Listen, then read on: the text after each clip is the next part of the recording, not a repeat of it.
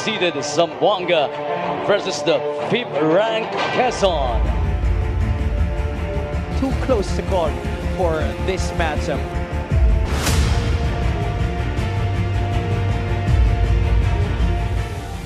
Last season, sila ang naging champion ng South Division, but they lost to Nueva Ecija in the national finals. Swing it over to King, another three. Big shot. Break, JC to JV. This is big. JV! This is big. And what a pass from his twin brother, JC. And that will do it. Zamboanga will take game 1 of the South Division quarterfinals. Quezon will be fighting for their season. From losing the home court advantage to losing Game 1, the Quezon Huskers remain hopeful. Reminding the players to keep on hawak-hawak lang. Hindi talaga magiging madali. In Quezon, the family's brand Sardines entering this second half with a 3-point advantage, and on the opening possession, JC Marcelino in the basket and one para kay Tosi Tansinko. Quickly to JK Casino, that's a 3. Much needed basket for Quezon. At that baseline, tough shot, tough angle, but still able to make it work. Zamboanga looking to close out their series here today at Quezon. They're trying to force a game 3. The Huskers looking very good right now. Punto! What a big shot! The crowd has been silenced by this Huskers team on that play.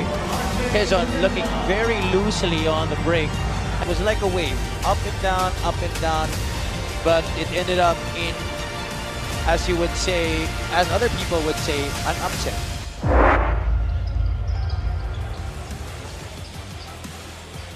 For Zamboanga and Quezon, it ends tonight as they battle for a spot in the South Division semifinals. The fans of Quezon coming in strong dito sa Bacoor, and the Quezon Huskers also arriving in style. The Zamboanga family's brand Sardines looking very focused for this do-or-die matchup. JC and JV Marcelino and Judel Fuentes right here entering the strike gym as they try to avenge that Game 2 loss and hope that they will advance to the next round. It's too close to call. Game 3 ng inyong South Division quarterfinal series. It's Quezon against Zamboanga. Another thrilling matchup in the offing dito sa Maharlika Pilipinas Basketball League. Mamaya, it's a top seed Bacoor City Strikers against the Iloilo United Royals. Magandang gabi mga kaliga sa Dove Tupas, kasama si Coach JV Gayoso. And Coach JV, alam ko ramdam mo yung tension ngayon, pero mukhang relax ka. I'm relaxed, excited to be with you again, covering the games. Medyo nakakagutom lang nung nakita ko nga yung monitor. Wow, for sure. Tonight, kakain ako ng itlog na pula. Talaga? Oo. Saan nang galing yun? Anyway, Pareho tayo nakapula eh. anyway, kasama din natin at courtside one of our OGs, Gianna Llanes. And Gianna, so nice to be reunited with you for this coverage. A very important game and another chapter in this colorful history ng ating liga. Yes, my fellow OGs, it's so nice to be back here with you at the Strike Gymnasium. Grabe ang playoffs dito sa Mpbl for this season, and the excitement does continue tonight because, as you guys mentioned, it's Game 3 for both playoff series that we are about to witness. Starting with Quezon and Zamboanga, nakita nga natin for Game 2, Quezon was able to defeat Zamboanga in their own home court. Sabi ni Coach Eric, syempre, dagdag kumpiyansa daw ito. But Coach Louis said, even though they accepted what happened, it does not mean that this is where their storyline ends. And speaking of storylines, I'll be delivering both team storylines throughout the games. Back to you guys. Maraming salamat, Gianna, and we will be looking forward to your reports later on. Tingnan muna natin ang ating playoff bracket because, from last night, syempre, medyo may mga pagbabago na. As we take a look at the North Division, the cast is complete sa ating North Semifinals. Pampanga against Caloocan Batangcan Kalu that eliminated Pasig City MCW Sports last night.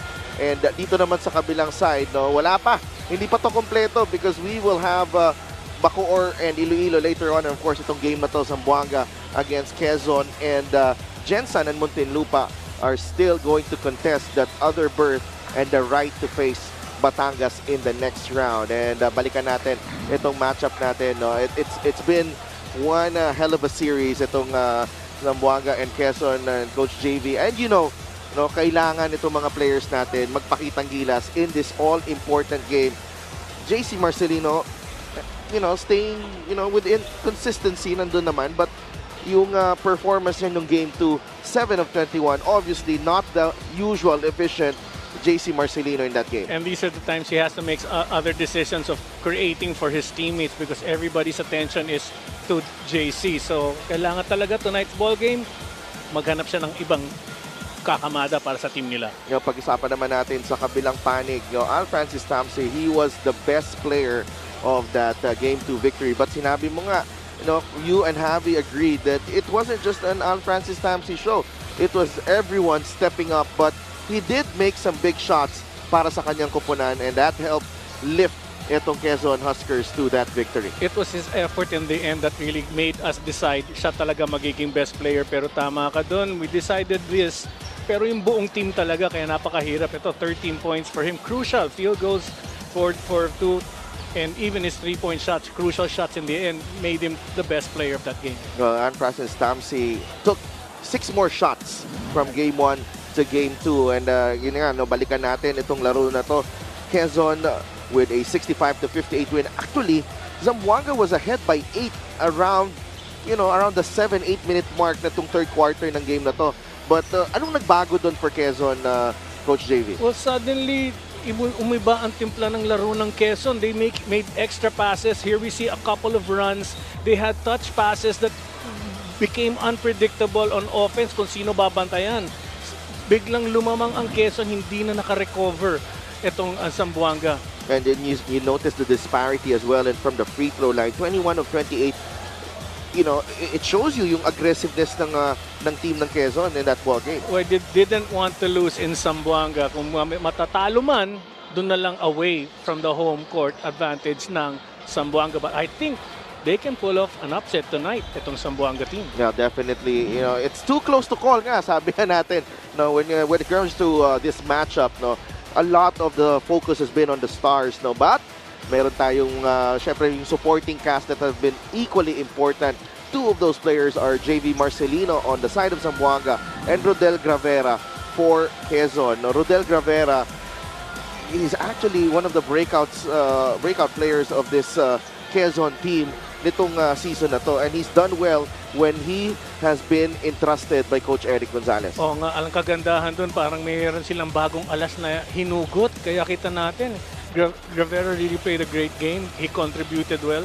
10 points for him, 3 of 5 field goals, and rebounding, 9. Very aggressive on the rebounds. JV Marcelino, of course, yung Marcelino connection has been a constant para dito sa Zamboanga. Now, let's go to Gianna Llanes, who is with 2 players that we mentioned.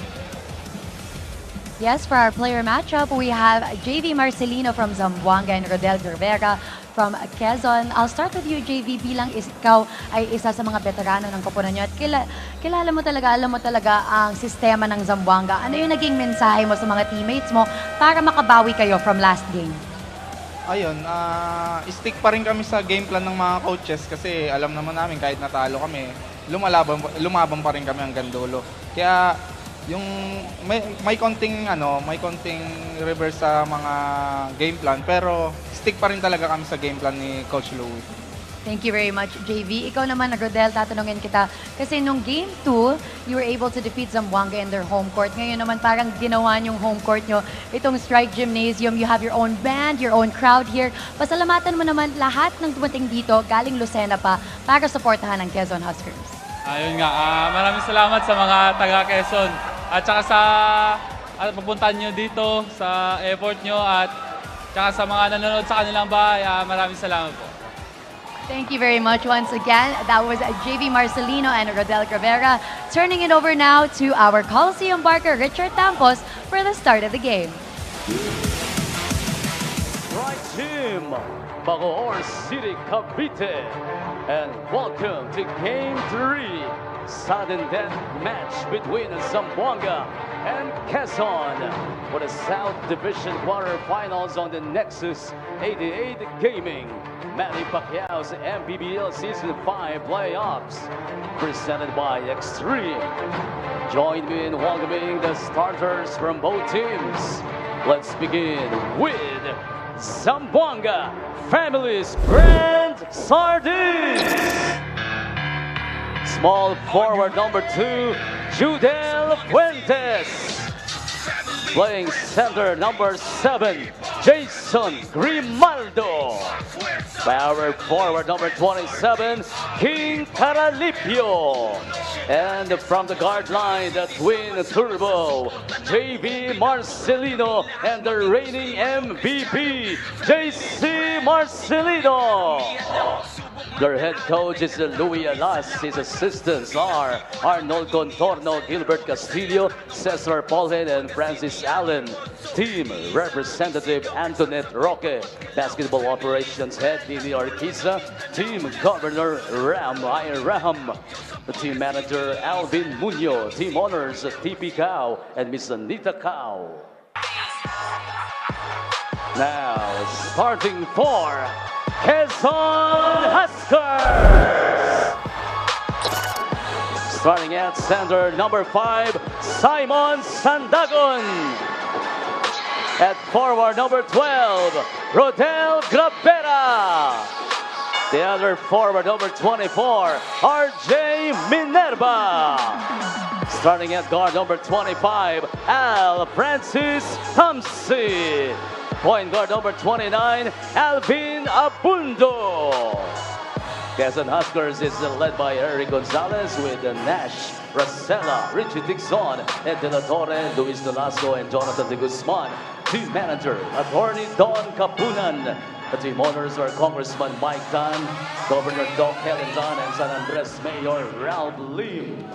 Our starters for this do-or-die matchup between Quezon and Zamboanga: Francis Tamsi, Alvin Abundo, Simon Sandagon, Rodel Gravera, and RJ Minerva for Quezon. Zamboanga naman has JV and JC Marcelino, Jason Grimaldo, Judel Fuentes, and King Caralipio. Both lineups very, very athletic, very versatile. And for sure, we will see a very, very dynamic and exciting game. Well, coming into the third game, magkaamuyan na yan. Alam na nila kung paano kikilos. They're matched up really well. They know who they're gonna guard. They know what they're gonna do. It's just a matter of surprising each other on what they will come up with to be more creative for tonight's game. JV Marcelino scores the first basket of the ball game, beating Gravera off the dribble and laying it up in off the glass. Well, it's nice to see that happen again. Pero ito yan ang napigil ng Quezon sa second half nung game sa Zamboanga. Yung penetration at creation ng dalawang magkapatid. Abundo in trouble against JV Marcelino. Shot clock down to 3. Last touch on Tamsi. I can feel the excitement dito sa Quezon team. Ako rin, ramdam ko rin. And as we bring you this matchup, 2-0. Ano yung nakikita mo dito, Coach JB, for Zamboanga to pull out a victory? Well, dito para sa Zamboanga, twins to win. The two brothers need to play really well on offense, both scoring-wise and the ability to help your team score. Don't be predictable on offense. Pangalawa naman, sa kalaban, ang laban. Ignore everything that happens that the referees or the fans yell at. Focus on the game. Ignore the crowd and the refs. Pangatlo, blitzkrieg. Alam natin, atake agad. Dito sanay ang Zamboanga. They have to be very fast and very quick to start. Don't make Quezon set their defense. And that's actually, if you rely on your advantages in your Zamboanga, that is really you're playing to your strength dun sa last point mo, Coach JV, para naman sa Quezon. Ito, no man is an island, and they proved it. They played as a team. You won because of playing and staying together. So continue doing that. Pangalawa natin, no left turn. Do not make JC Marcelino go left. Prevent him from doing that. You lessen the percentage of his shots from going in. Lastly, keep your game simple. No fancy play, no heroic moves. Replicate your last game. Look for the teammate who can score or be a better scorer. Marcelino. Zamboanga is off to a quick start. And again, playing to your strength, which is attack early, do not allow this Quezon defense to set up.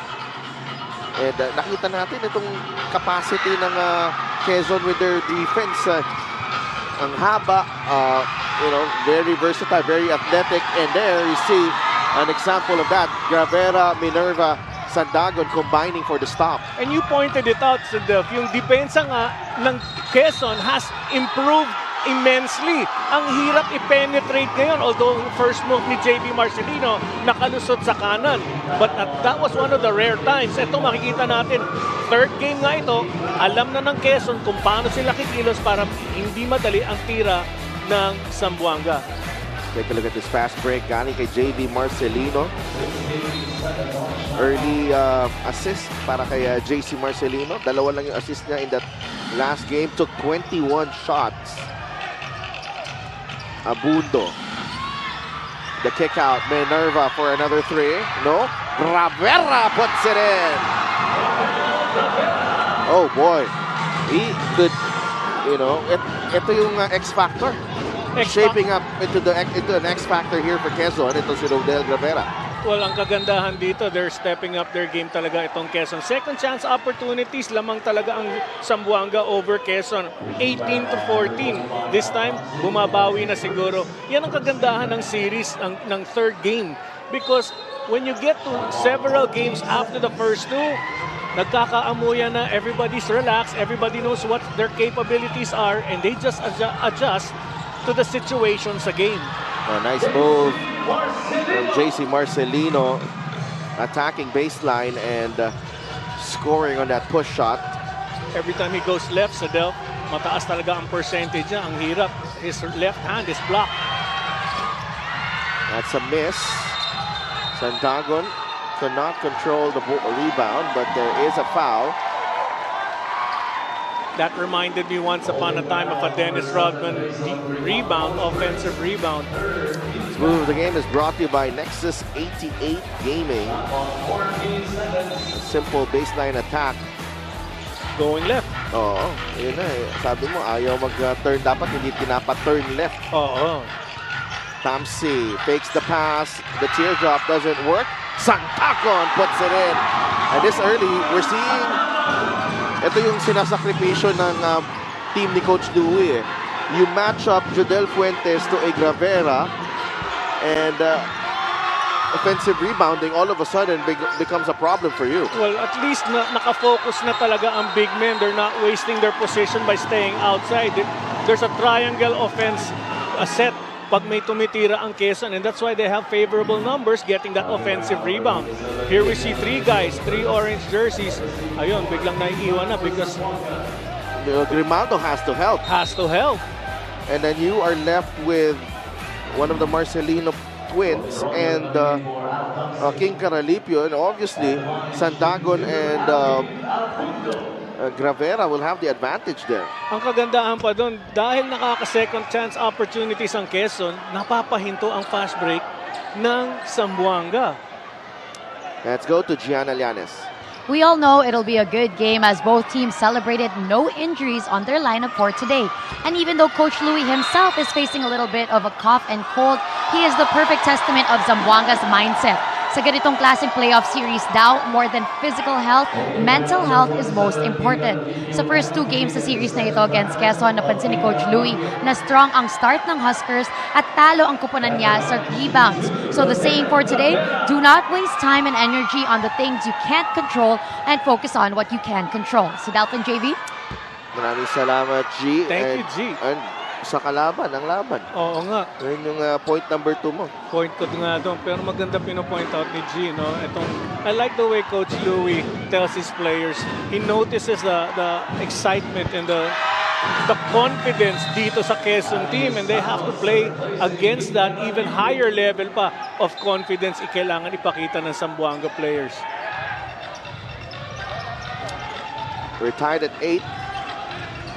Early on dito sa Game 3 ng inyong best of 3 South quarterfinal series. Grimaldo looking for a teammate. Here's JC Marcelino. There is a foul. Looks like it will go against Simon Sandagon. Alam mo si Dev, napansin ko Robin Ronyo's in the ball game. And he has been in the ball game several times, but this time he needs to control his movements. Lagi siya natatawagan ng foul and he reacts to it. Ang kailangan na kailangan sa kanya ng coach niya ay ang outside shooting niya. He is capable of coming up with back-to-back threes or even more. And they need that in tonight's game. Fuentes on the move. Nowhere to go. And that's another brilliant defensive stop for Quezon. And you see the difference, ano? May magandang intention talaga ang Zamboanga, and that's the kind of basketball that they always do. Go all out, go hard, and sometimes it doesn't favor when they make erratic passes like that. But I'm pretty sure they'll recover after that bad pass by Fuentes. Pinasok na si Topeng Lagrama dito. Gravera kicks it out. Robin Ronyo knocks down the three. His first 3 points, I called it earlier. Robin Ronyo, great contributor from the three-point line. Unang-unang tira pa niya. Titignan natin kung kakamada pa.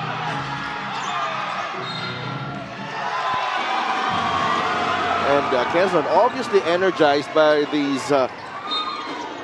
yellow, orange clad fans dito sa Strike Gym as we bring you the span of the game brought to you by Nexus 88 Gaming. Yan, nandyan sila. Yan, kita Yung mo naman. lucky fan of the game. Oo nga, sana bigyan tayo ng balloons. Suotin mo. Suotin mo to. Ito, tulad Yan. ng kay Kuya yan, no? Oo, ipunin ko yan para sa Halloween games natin. RJ Minerva and Rodel Gravera pinahinga muna. Rivero in the game. Jason Apiso and J.K. Casino also on the court right now. Here's Ronyo. Casino. There's 2 seconds in the shot clock. Last touch ni John Mahari. Alam mo, Prince Rivero actually contributed well nung sa last game natin. Oo, ilang beses nga siya natamaan. But he contributed, I believe, 10 points sa first half. Ang dami yung pinukul na tres. Oh.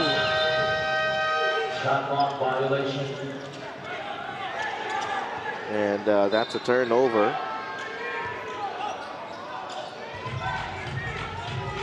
Where he will see his own defense implemented by Quezon, just allowing the Zamboanga players to rotate. Pero well-established na itong defense ng Quezon, and that's why napakahirap i-penetrate. Inside, that's a beautiful move. Adi Santos, great pass galing kay Judel Fuentes. And that's how you break the zone, by moving that ball around rather than starting from the top.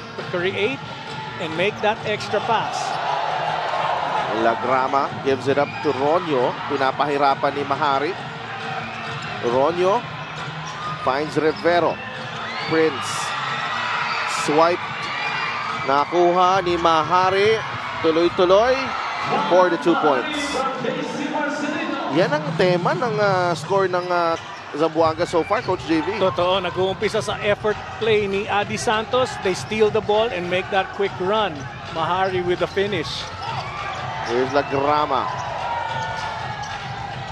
Naghanap ng kakampi. Naagaw na naman ng Zamboanga. Fuentes to Marcelino. It's an offensive foul on Adi Santos. Oh, Adi Santos called for holding his man, kaya hindi nakapag depensa kay JC, or was it JV?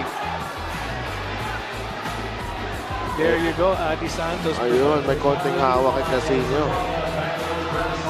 but they will challenge this.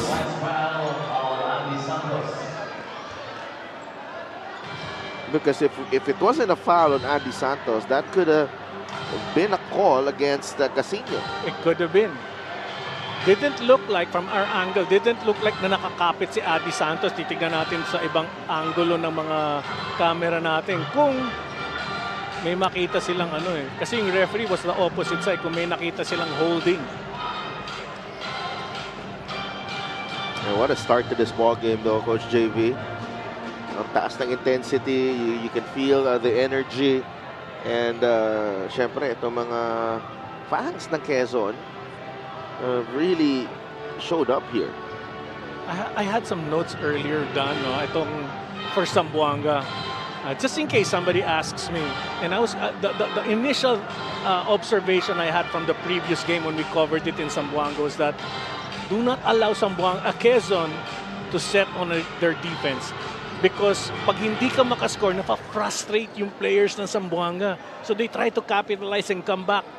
And Quezon, when they make the stops, they were able to score. That added the frustration but even more sa Zamboanga. So the call stays. And tingnan natin dito ulit, no? But syempre, kumapit din naman si Casino doon initially. But the call will go against Andy Santos. Would have been great if he went, etong si JC went to the left, go baseline kasi harang na ni Adi Santos yung path to the basket. Oo, pwede niya gamitin yung saan side yung pick. Oo nga. Lagrama. Corner, 3. Oh, Pizzo knocks it down. Opiso for the 3. His first three-pointer. That's the third three-pointer para sa Quezon in this ballgame, 14-12. Mahari attacks and draws the foul. Opiso actually another silent player in the last game. Bihira siya makapukol. And he wasn't really doing well. And it's nice to see guys who weren't playing well in the second game coming up and showing up. Here we see that baseline shot. Sidel. Ooh. Very long closeout kay Judel Fuentes. And you know if it's a well-ran play is if the one closing out was all the way from the paint and had to really cross papunta sa baseline as a corner. Napakaganda at ang nagpapaganda doon si Delph, I'm pretty sure coaching staff ng Quezon pointed out, extra passes will get somebody free. Make those extra passes, play team basketball. Yun nga, pinakita nila, ganun sila nanalo. They have a chance tonight if they do the same thing. Oh, JC Marcelino, you just can't keep your eyes off him. Casino, that's a tough shot. Fuentes stays balanced. Santos, what a play right here. And Marcelino will finish. 6 points now for JC Marcelino and 2 coming off really clever plays from Zamboanga. Oo nga, napakaganda para great hustle play. Back tap by Adi Santos to a running JV Marcelino. Panoorin natin ang assist of the game brought to you by Nexus 88 Gaming. Just a touch pass para kay Adi Santos to JC Marcelino. Iniwasan na lang ni Robin Ronyo. Oh, and check out the finish of JV Marcelino. Talagang bringing him to the left. No way to defend anymore. Smart move by Robin Ronyo, not fouling. 14-16. Lamang ang Zamboanga. Thomas Torres is in the game. And Jeric Teng as well. And Simon Sandagon. Cervero. And Jeric Teng. Nasa front line ng Quezon. And they're in a zone right now. Man zone to. Oh, they're just extending really well. But they're clogging up down low. Second chance opportunity there. Mahari getting that rebound. Mahari in trouble. Goes to Santos. JV Marcelino. Fuentes fakes and fires. No. Rebound ni Adi Santos and he gets fouled. And this is the concern if you're the zone, playing the zone kasi offensive rebounds. Medyo mahihirapan ka kasi hindi mo nga ano kaagad yung tao. Tama ka doon because the unit on a zone moves left to right habang the offensive player just passes through the players who are moving, positioning himself. And Adi Santos is one of the best offensive rebounding player who moves and puts himself in a situation to get those rebounds. No, isa yan sa mga top rebounding big men ever since yung season natin, Mpbl nagsimula. So 2 for 2 para kay Adi, 4 points na siya. And I wouldn't be surprised if he comes up with a really good game itong si Adi Santos. Kasi Quezon will definitely stop the smaller guys, lalo na ang Twins and Fuentes, to prevent Zamboanga from getting their points. Casino for 3, wala. Rebound ni Gabayni. Fuentes. 2-minute mark ng ating first quarter.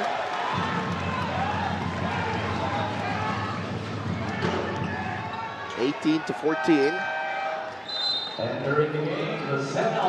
This zone defense right now being done by Quezon. Nahihirapan si Gabayni makatanggap sa loob. They're overplaying him. Gabayni is forced to move and push all the big men hounding him. Thomas Torres finds Teng. Minerva.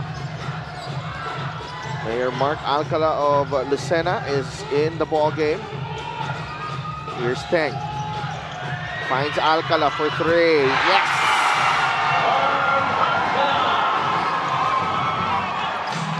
That's long too para kay Mayor Mark Alcala. Deafening response by our fans here, who came all the way from Quezon supporting this Quezon team. Gabayni backing down. Gabayni misses. And you see that's the frustrating part. Once he receives that ball, 3 guys are defending him. Alam nila Gabayni is a strong contender to score big down in the painted area. Thomas Torres finds Sandagon. Minerva fakes the pass. Minerva makes his move inside, blocked by Gabayni.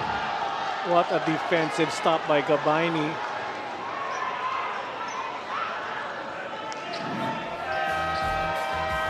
Tingnan natin yung nangyari dito. Mayor Mark Alcala had his foot on the line, so just a long 2 para kay Mayor Mark Alcala, but nonetheless looking very confident with his shot. Mayor Mark Alcala, 18 to 16 lamang ang Zamboanga with this time out.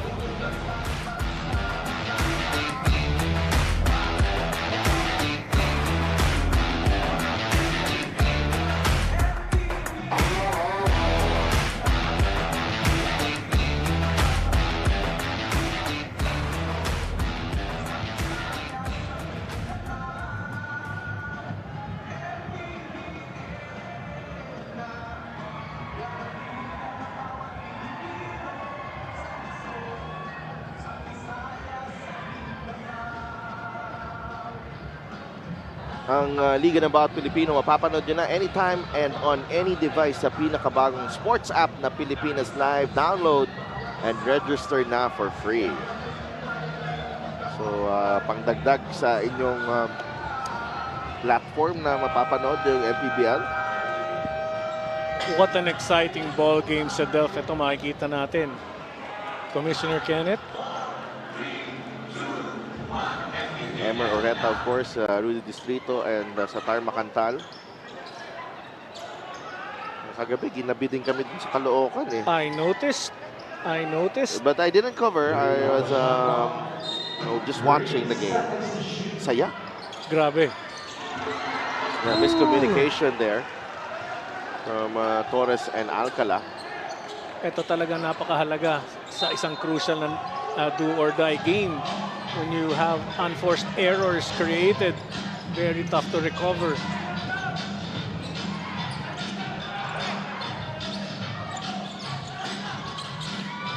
Santos. No. Nasa siya gabay ni bola ng Quezon. Great shot attempt there by Adi Santos. He was free. You won't know if it'll go in unless you release that shot. Minerva nagbababa ng bola for Quezon. 30 seconds remaining in the first period. Both teams over the limit. Gravera puts the ball on the deck. Gravera, hang time move doesn't work. JC Marcelino back on the floor for Zamboanga. They can go for the last shot of the period. JV, here's Mahari. Umatake, wala. Rebound, Mahari puts it in, +1. Well, the difference there, Mahari was just going for the shot. Hindi na iniikot-ikot pa. And that's the reason why he was able to get that ball and put it back up. You don't avoid arms anymore. Earlier, sa Quezon, the penetration. A power rebound for John Mahari as well. And up against the big men of Quezon at that. Well, still, napakaganda ng ball game natin. The first quarter ended sa Zamboanga with the score of 25-18. Dito, may pag-asa maging 21-16. Still a close game. And Mahari can give Zamboanga a 5-point lead to end the first period. Hindi mo rin masasabing breather no? Because ang tindi ngayon ng attitude ng Quezon to come into this ball game and be ready to fight. That's 5 points for Mahari. Lagrama. Almost para kay Topeng. But the Quezon Huskers did get off to a really good start. And for a while, they had this, it seemed like yung tema ng laro na to was favoring them.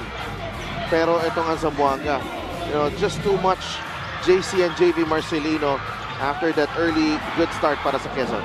It's always like that. Textbook na sa kanila yan. Once you see the first 3 quarters of Zamboanga, this is what they show. That run and gun kind of basketball. No? And then once Quezon settles down mid part of this game, you will see them catch up again and bring us even closer.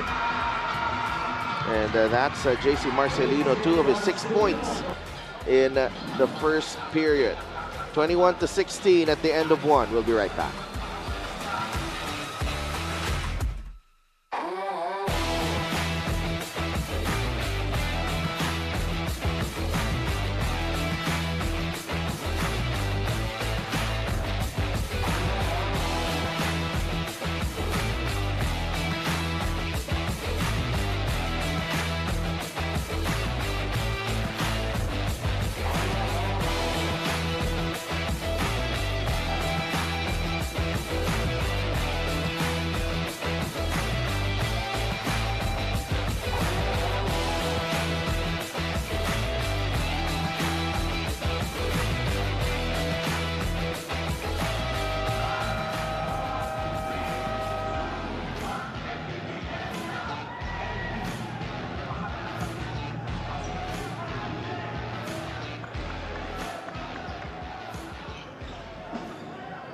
Premium experience, exceptional stay. Boracay de la Ia is the official hotel and resort of the Mpbl. Shout out kay Boss Robert Kai and Ma'am Laila Kai of Boracay de la Ia. Tingnan nyo, hindi pa to home team yung naglalaro pero almost at capacity na tayo dito sa Strike Gym in Imos. If I'm not mistaken, ilang bus yata ang dumating dito from Quezon. Rodel Gravera. His athleticism really is a big factor dito for Quezon. Laking factor, and you see, you can see that finish by Gravera. Hindi na niya na inartehan. Talagang he just went straight to the basket and he was able to score. That's a miss. Galing kay Tamsi on the rebound. There's a foul on Tancinco. So they'll permit me to point out, in the first quarter, 14 possessions ang Zamboanga, nakascore sila 8 times. Ang Quezon naman, 12 possessions, nakascore 7 times. Very close. Very close. Both teams are actually playing well. Very well. 23-18 ang ating score. Here's Abundo. Attacks the fadeaway. A lot of contact there. No call. JC Marcelino challenges the D. Great job there by Gravera. Still JC. Swings it over to Mahari. Puts the ball on the deck. Mahari. Power move. John Mahari. 7 points now para kay John Mahari. Kung si Gravera ang X-Factor dito, mukhang si John Mahari sa kabila. Oo, totoo yun. Talagang bumabawi siya, no? Bumabawi siya with everything, offense and defense. He really wants to contribute. Alam ko lang Mahari was not happy with this game in Zamboanga. Mark Alcala with a strong move. And he draws the foul on JV Marcelino. Watch this. Tamsi in trouble. But Mayor Mark Alcala, those hours in the weights room paying off right here, Coach JV. Paying off. Yes, enough time spent sa weight room to bring that ball to a finish, but just enough to get himself having soft hands to make that finish. And I jinxed his free throw. Yeah, Sandagon took an extra step.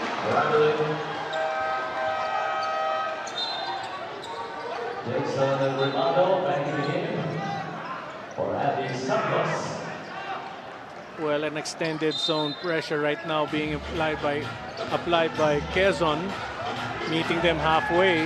The turnover story. Quezon with 8 already. Tancinco is fouled by Sandagon.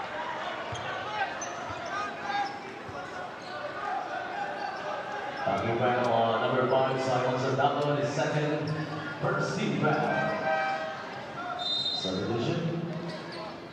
I noticed any full court pressure or zone kind of a pressure being implemented by Quezon, kayang-kayang i-break ng Zamboanga. They're making extra passes, which is really the best. Ito, Tancinco, 6 points in the second game, 3 rebounds, playing 12 minutes. He needs to contribute even more. And that's what I was saying, when the true brothers play well, not only scoring-wise, but they can create for their teammates, that would be a big plus factor for Zamboanga to pull off a win. That's true. Coach Louis Alas, a multi-titled coach in all levels in Philippine basketball. Now in the sidelines, and a steal here for Zamboanga. Fuentes will pull up. Fuentes connects.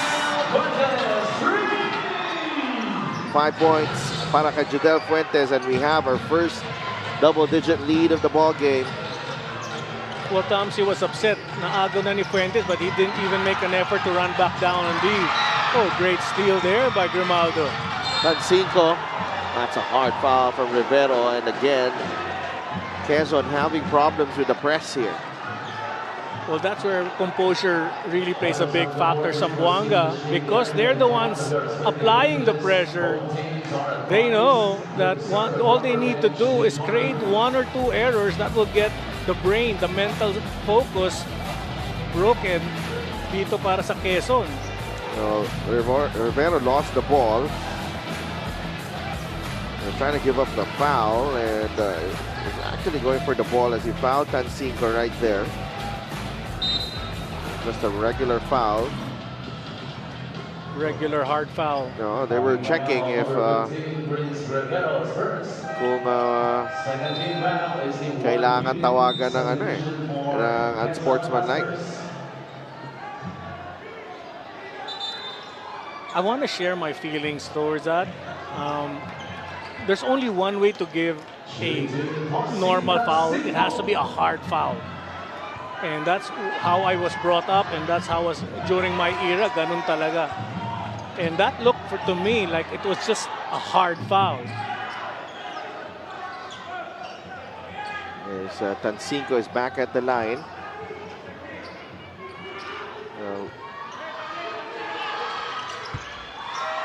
31-20.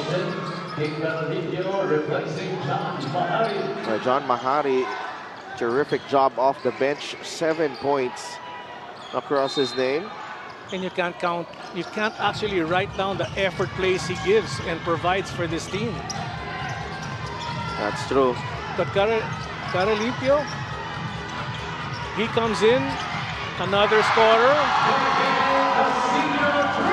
That's a much-needed three para kay J.K. Casino. That puts Quezon within 8. Fuentes, no hesitation. No good.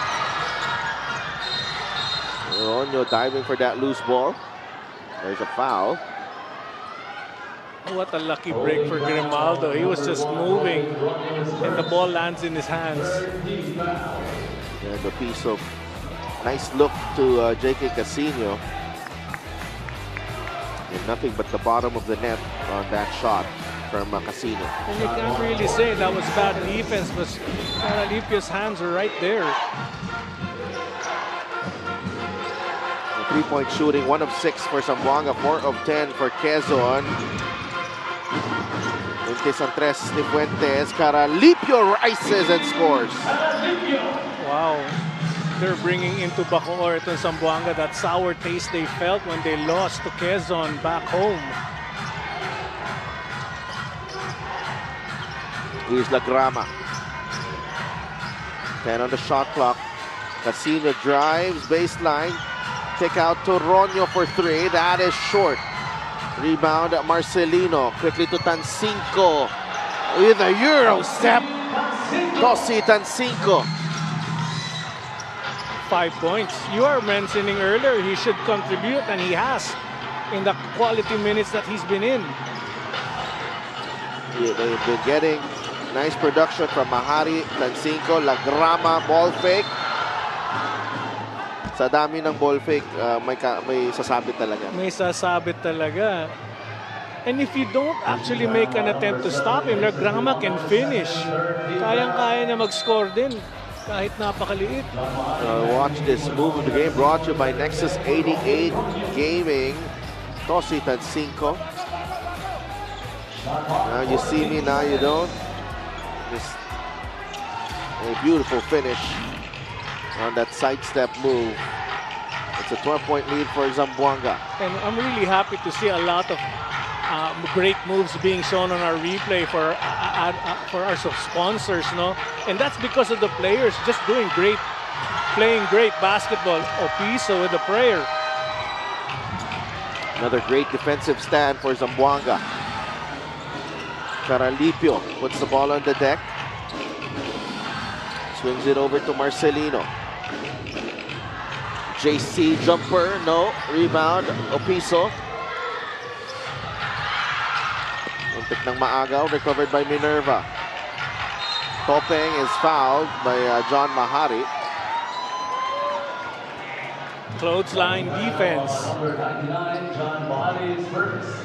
And that is a 4-team foul for Zamboanga. Those things need to be avoided talaga. Wala ka ng tulong noon. All you have to do is just backpedal and try to remain in front of the guy. Itong si Lagrama. Replacing place of Grimaldo, J.K. Marcelino. For J.C. Marcelino, 17 seconds. Oh, JV comes in for JC. Also, Rodel Rivera comes in for Jason Opiso.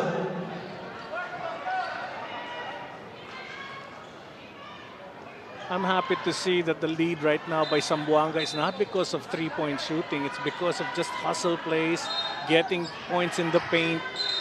And getting out of transition as well. And getting out of transition. That actually makes them unpredictable. That's why it's very tough to defend. In Zamboanga, Quezon already knew who was going to score once they had the ball possession. Ngayon, napakahirap. Minerva goes down low to Gravera. I'm not sure about that call, Coach JV. Well, it was a late call. He got the, and I think the referee was thinking, he's a big man against, tumalon lang kasi tumalon yung defender in JV. And that's the reason. There was, the movement was papaba yung kamay. Right, he wasn't pushing away. Yes. Tumalon lang kasi. Kaya mukhang tinulak. Pero upon the review, makikita nila na that was an Oh, what a pass! What a pass! Judel Fuentes, the King Caralipio. And there we see the brilliance of Fuentes. That's how he contributes on offense. He's focused on the game and playing well for his team. Strong rebound by Caralipio off that La Grama miss. Yung unselfish play ni Fuentes, babawian sa bibigyan siya ng tres. Judel back out to JV. Caralipio uses the pick. King. Shot clock down to 2. Mahari floats it in. Wow, great move. 9 points for Mahari. And he's just going at it, being offensive-minded aside from the toughness he provides on defense. Using every second of that shot clock. John Mahari. But meanwhile, this is our assist of the game brought to you by Nexus 88 Gaming. We've seen a lot of extra passes in this first half para sa Zamboanga, Coach David. Oo nga, mukhang bumabawi ang Zamboanga because ito ang ginawa ng Quezon sa kanila in Zamboanga. This time, binabawian sila. Extra passes, great play by Zamboanga.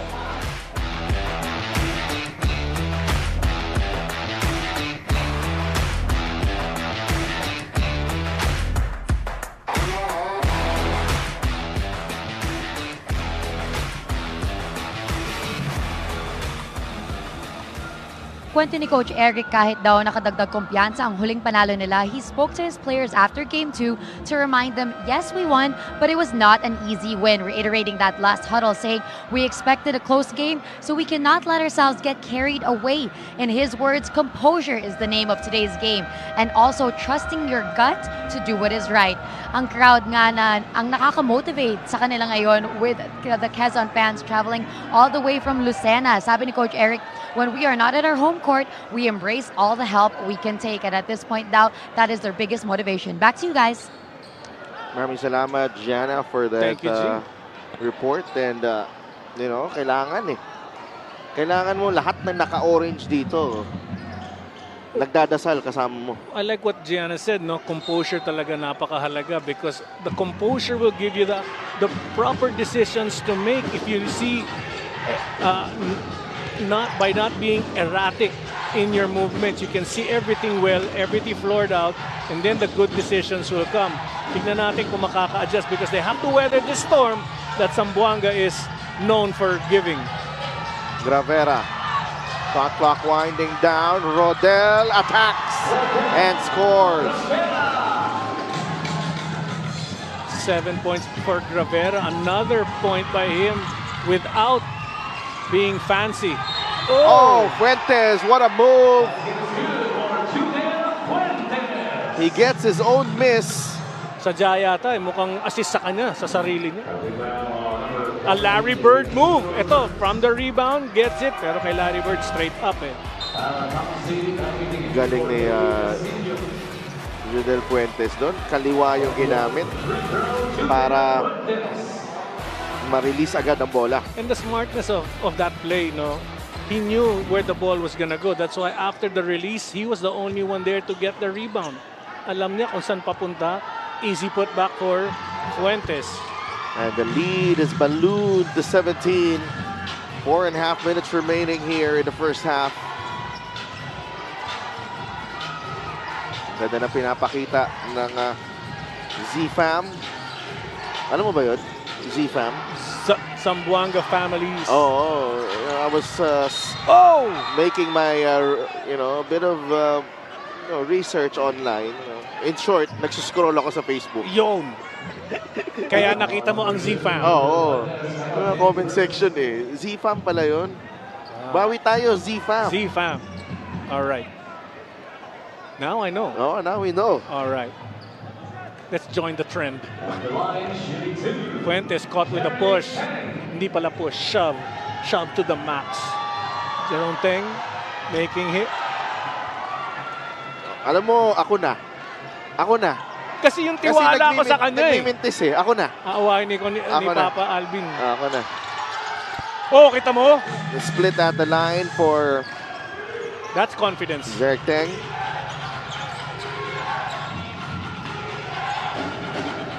Marcelino. 42-26. Caralipio. Binabatay ni Gravera.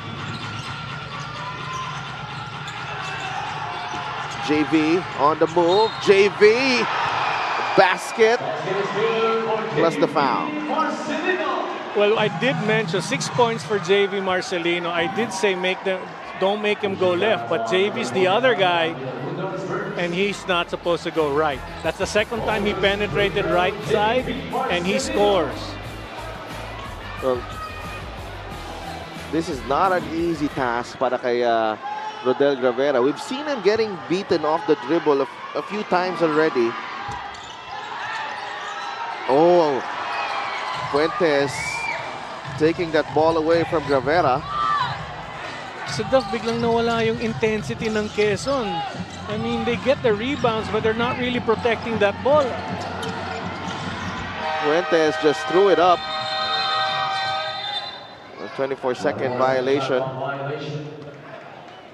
Well, still, nakapatay din sila ng oras by having that extra possession. Maganda dun para sa Zamboanga. These are the things. It's not about being able to score. It's just that you lessen the chance for Quezon to score.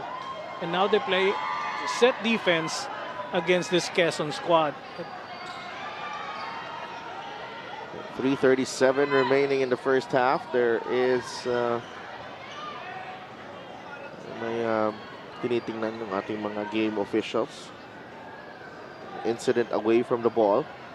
Habang inaantay natin si Dev, let's talk about history. I don't recall Zamboanga losing back-to-back. And when their backs out against the wall, I know they respond really well.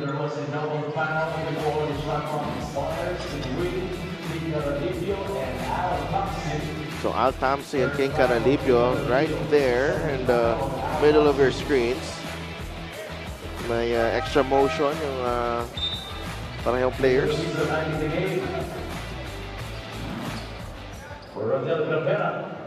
Well, that's part of the action of having a do-or-die game. Yung mga konting kalabitan, bigyan na lang ng warning. But let the action continue.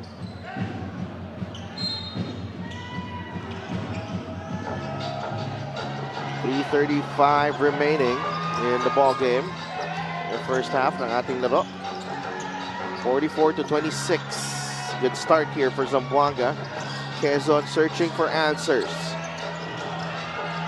Teng, Minerva. That's off. Caralipio with another strong rebound. What a rebound. Just the third rebound para kay Caralipio. Fuentes fires. And 11 points now para kay Judel Fuentes. They needed a big game from him. In game 2, didn't happen, but right now on track with 11 points. And I called it then because in that second game, he was focused on the calls of the refs. This time, Fuentes is focused on the game and he's playing well. 11 points he has contributed now for his team, for the Z-Fam. Yeah. Abundo off the glass and in. You gotta like that move. Nice move. Very tough for me to make because I was such a big person when I was playing, so I couldn't do moves like that. Incredible second quarter field goal. 10 of 14 para dito sa Zamboanga. 5 of 12 para sa Quezon. Dominance talaga, para lang dito sa patapusin ng first half. Mahari took an extra step. That's travel. Well, Mahari asking the refs, he was pushed. That's why an extra step was made. But I like what Mahari's doing. He's just being aggressive on offense. If he gets away with it, he scores. If he doesn't, natawagan siya ng extra step. Either way, the attempt was there to build his confidence.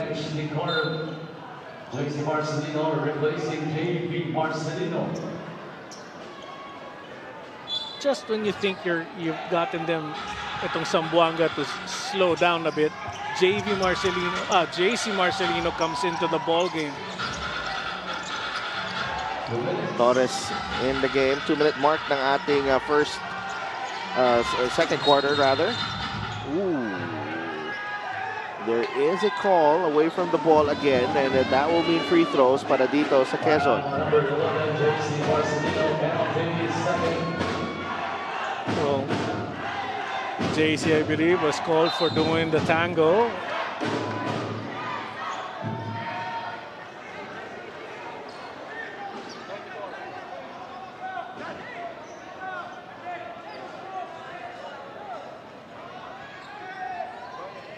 So the call will go against JC. JC. Si Opiso yata. Si Ronyo.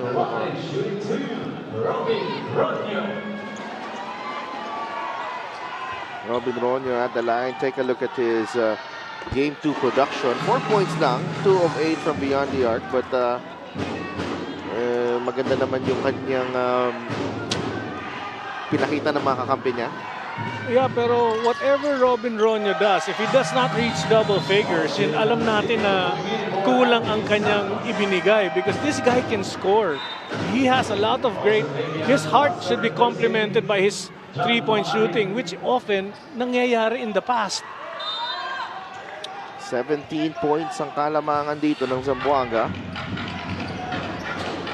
Damian Lasco is in the game for the first time. Jodel Fuentes. Pinapahirapan ni Opiso. Fuentes. Looking for Tancinco, but it's a steal here. Ronyo. Tuloy-tuloy para sa 2 points. 7 points for Ronyo.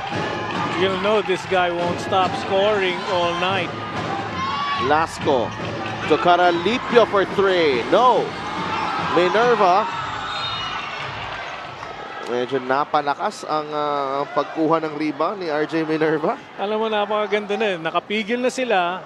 Napigil na nila itong Zamboanga team. Yet, they give that ball back because of, wow, yun nga, sabi mo, napalakas ang rebound.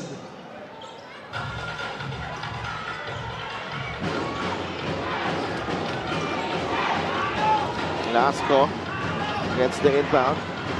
Now with Tancinco. Oh! Another foul away from the ball.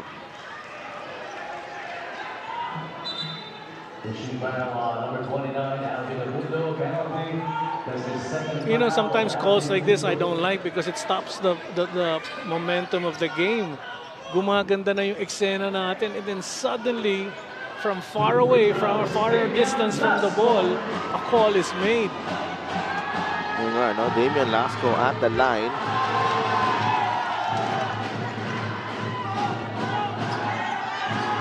This ang unang free throw. Minute and 8 seconds remaining in the second period. Alam ko si Def, nagko-cover ka rin minsan ng soccer games. Minsan kasi away from the ball, may mga contact din na nangyayari at sana, you know, we allow this to happen for as long as it's not career ending, and that's part of just the intimidation factor when you're in the ball game. Yeah. Torres. Oh, nag-alangan si Thomas Torres and it's a turnover. Fuentes lost it. Recovered by Thomas Torres. Yeah, great tap on his active hands. Allows him to get that ball back. You cannot be tentative on your decisions to attack. You have to know when to go strong. Just like that. Abundo to Minerva. That's why it's so important that the guards of Quezon will make an impact in this ball game. Make an impact. Do not get yourself airborne and then make an errant pass. Abundo showing the way. Penetration really well. Attracting the defense and drops it off. Fuentes down the middle. Jodel Fuentes, 13 points in the first half.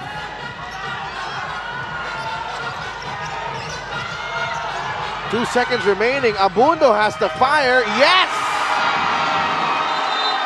That's good. Alvin Abundo ends the first half with a booming 3. You saw that. Once he released that shot, I called the shot. Because from our angle, kitang-kita natin. Wow, diretsong-diretso ang pukol niya. Yeah, I was actually... Narinig ba niya tayo? He has to put it up. I don't know, yeah, but because he wasn't aware, but he looked at the clock on the other side, and he fires a 3, and I like that he didn't react na Presence of mind, maganda. no, he didn't react differently. This should be 49-37 as we end the first half of this do-or-die game between Zamboanga and Quezon. Panoorin nyo muna ang mga nangyari kagabi sa Caloocan Sports Complex with our MPBL recap.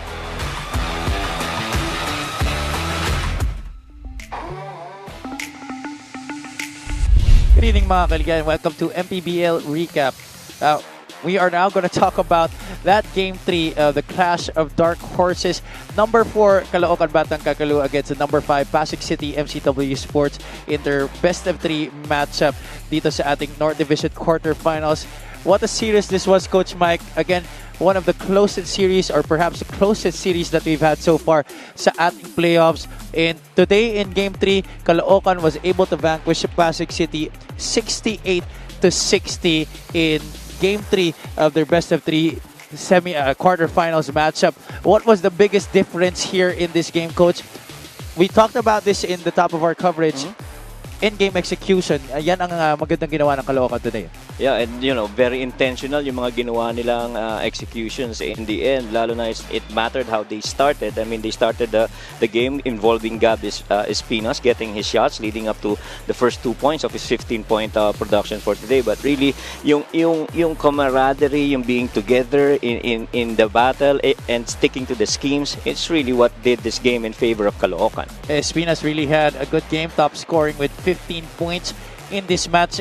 But Coach, also our best player of this game was Jeremy Cabanag. After a lackluster performance, especially in Game 2, he came through tonight. Well, after a strong Game 1, down on Game 2, he came back really strong again here in Game 3, and just goes to show na, a scorer is got to be in there in the game contributing. Exactly what Jeremiah did. He went back to who he is, and more importantly, Coach Robert Season allowed him to play that way, and that scheme actually pinahirapan yung depensa ni Rob Manalang and took Rob Manalang out of his rhythm in this match. Aside from the players that we mentioned, Gabby Espinas and Jennifer Cabanag, there were also 2 players, actually 3 players who stepped up in the fourth quarter para sa Caloocan. That's Joko Tayungtong, Mac Baracael, and Paul Sanga. Yeah, and very vital yung timing, I guess. Hindi masyadong makikita yung contribution at the start of the game, but really in the fourth quarter, that's where the ending comes. And so these guys stepped up.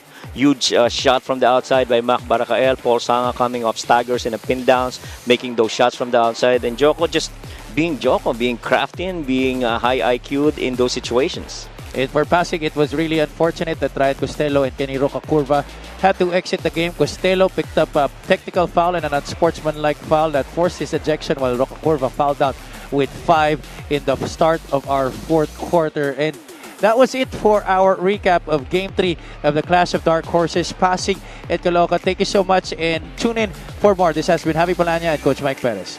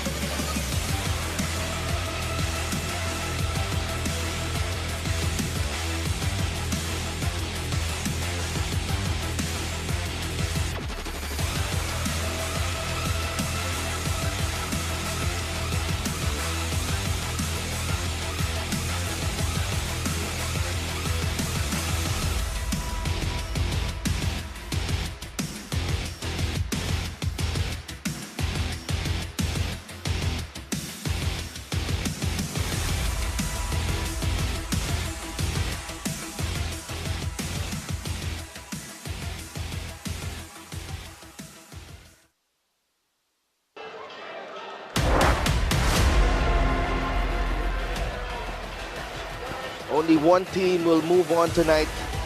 And, well, so far, it's the Zamboanga Family's Brand Sardines looking on track to making the next round. But this is far from over. 49-37 ang ating score. But so far, it's been Zamboanga's type of game.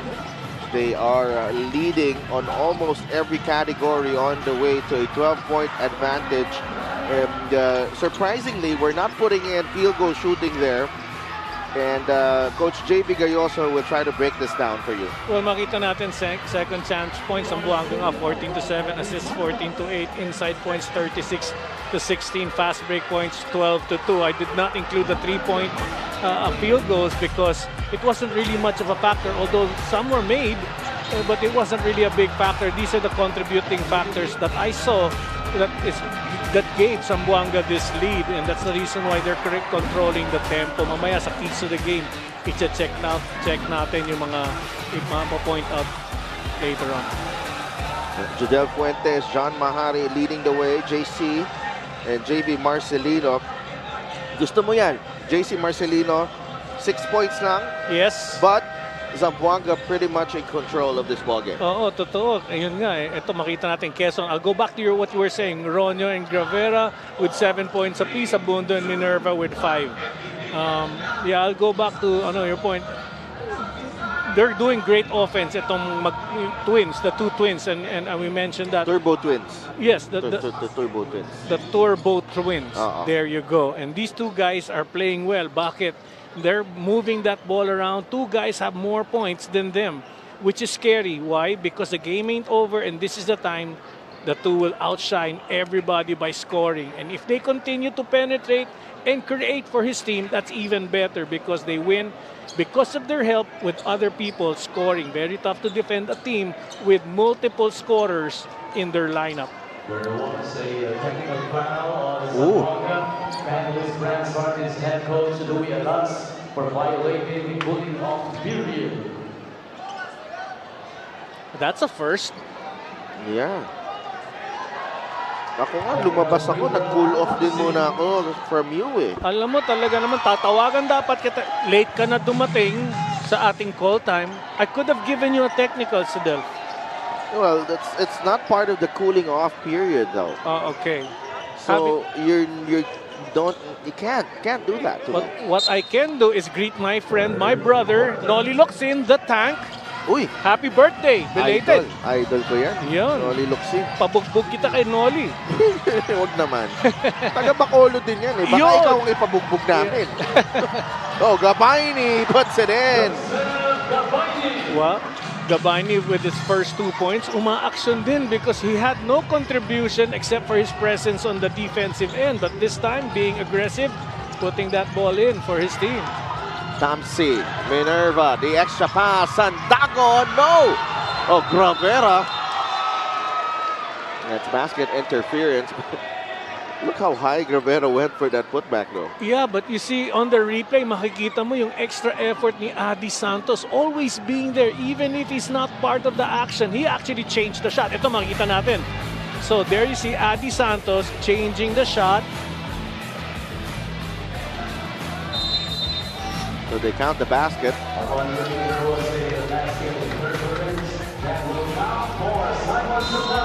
So he interfered. Adi Santos, I believe, will be called for the interference.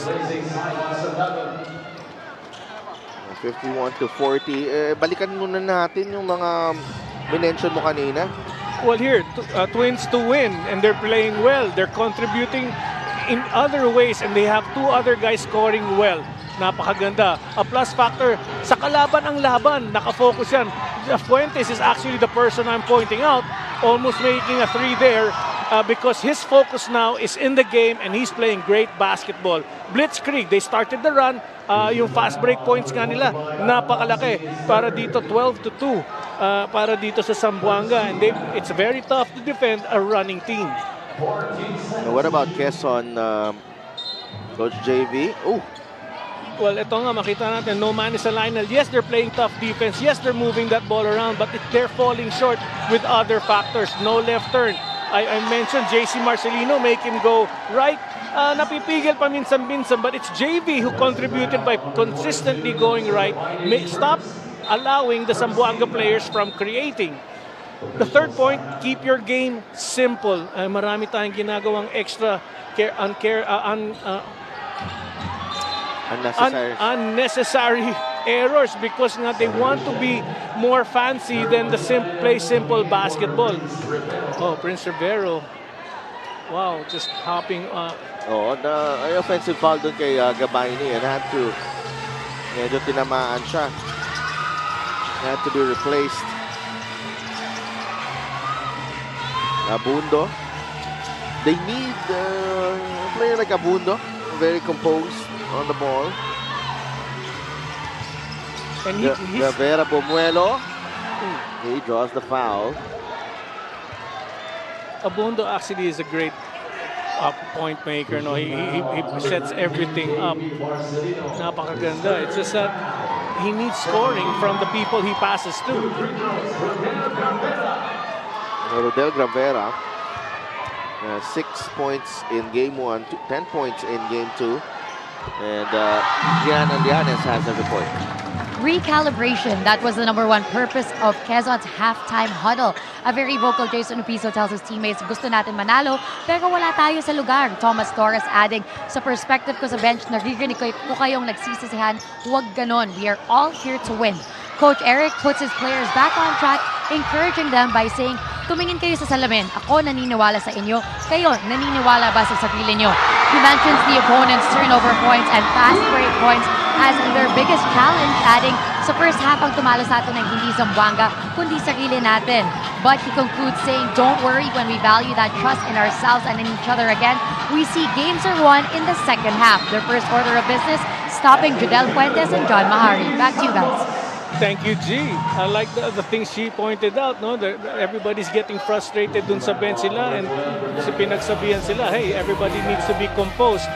Recalibration lang. At here we see that great effort by Adi Santos once again, always putting himself in a position to get a second chance. And then the second point that G mentioned was we are losing not because of Zamboanga, but we're forgetting to do the right things to prevent Zamboanga from scoring. Tama sila. They're losing because of their own lack of effort. Well, interesting points there. Oh! On the huddle. Marcelino gets the 2 points.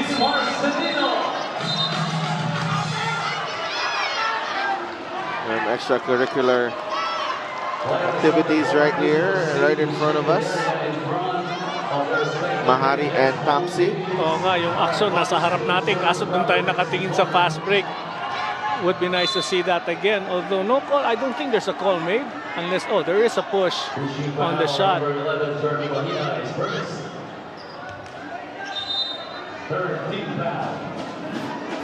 Pero here we see, I don't know if this is the action that we will notice, yung quick run. The top, quick outlet by Fuentes. And the action's gone. And Marcelino will score. Nabanggit nga natin, 6 points lang sila magkapatid sa halftime. Ito na, umpisa na rin silang mag-contribute dito sa laro.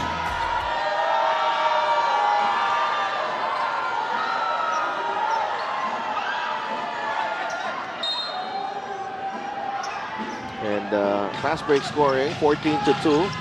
Okay, extra possession pa dito for Zamboanga. Chance to extend the lead. They go to Gabayni down low. There's a foul on Minerva. I was gonna say something before that attempt, but it just actually proved my point. They're going inside. No need for Zamboanga to take 3-point shots. Because right now, what's winning the game for them is their points in the paint or close distance shots.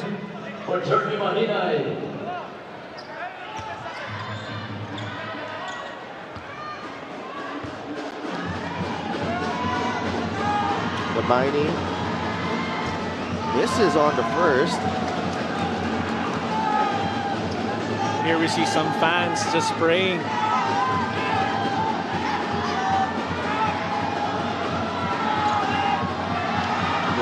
To 44, 1 for 2 para kay Joseph Gabayni, and another whistle coming after the play. Sa Duff earlier, may pinakita mga fans. I believe anak yata ni Coach Louie yun. Yeah, right behind that bench, Kiefer Alas. Kasama si Does he play? Mommy Lisa. He's part of the youth national team, under 16 team, and he just came off a fantastic tournament in Doha, Qatar. Umabot sila ng World Cup, by the way. Oh, wow, great achievement there. Pero ibang-iba itsura niya pag... Iba na, but Yeah. that Oo nga. nangyari dito kay Mahari and Minerva. Tingnan natin ano ang hatol.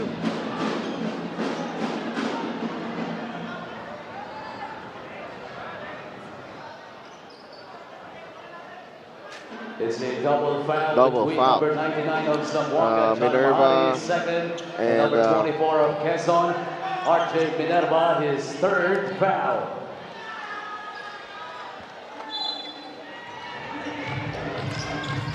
$56-44. I'm happy that the double foul was called because that actually just stops everybody from going beyond the normal of making extra movement on the court. Wow! Alvin Abundo with a 3 ball. He now has 8 points, and it's a 9-point deficit. Abundo finishing the half with the three-point buzzer beater, and then now he has one again. Now this was as high as 21 points in the first half. Fuentes, that ball tapped away by Minerva, but there's a foul.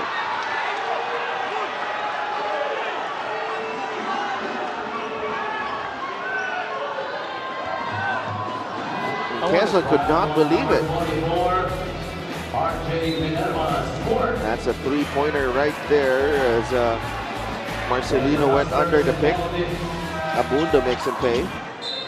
Back in the game for RJ Minerva. One of the rare times you cheat on the defensive end. Itong Quezon will capitalize. Great shot by Abundo. Gabayni missing his first. Second time on the line.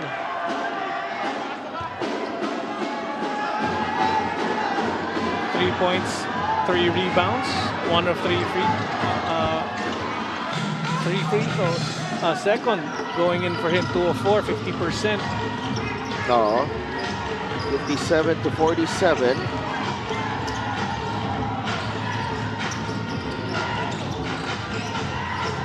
Abundo taking control of the offense. He's feeling it. Abundo misses. Fuentes is down, holding on to his right ankle. And he was in pain. Oh yeah. Sama ng bagsak niya.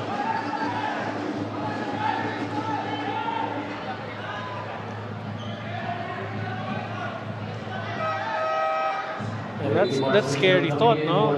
If he, although marami naman ang pwedeng pumalit sa pwesto ni Fuentes, but he's been playing well. Here we see that bit of action sa Del. Oh, no. He goes up. Yun, ay, napakan niya. Yung kay Abundo. Alam mo sa Del, based on experience, I can see Fuentes coming back later on in the fourth quarter. Well, our Gian Alianes is quick on the scene. Yan ang Yan ang experience. Oo, experience. Ganyan talaga si Gigana. Yes. Siyempre, alam niya yung gagawin. As soon as a player goes down injured. JV Marcelino finds JC. JC makes his move. Down low to Gabayni. Misses. Santos not scored. The putback. Mahinay right there. And it's a jump ball. Magandang matchup dito kasi si Mahinay tsaka si Gabayni. Oo nga, at si Gabayni, minsan lang makakapag-diskarte ng ganon. Nandun na yung bola, biglang lumabas na konting hangin siguro. May tumamang hangin kaya lumabas ang bola niya. But Adi Santos almost being able to put back.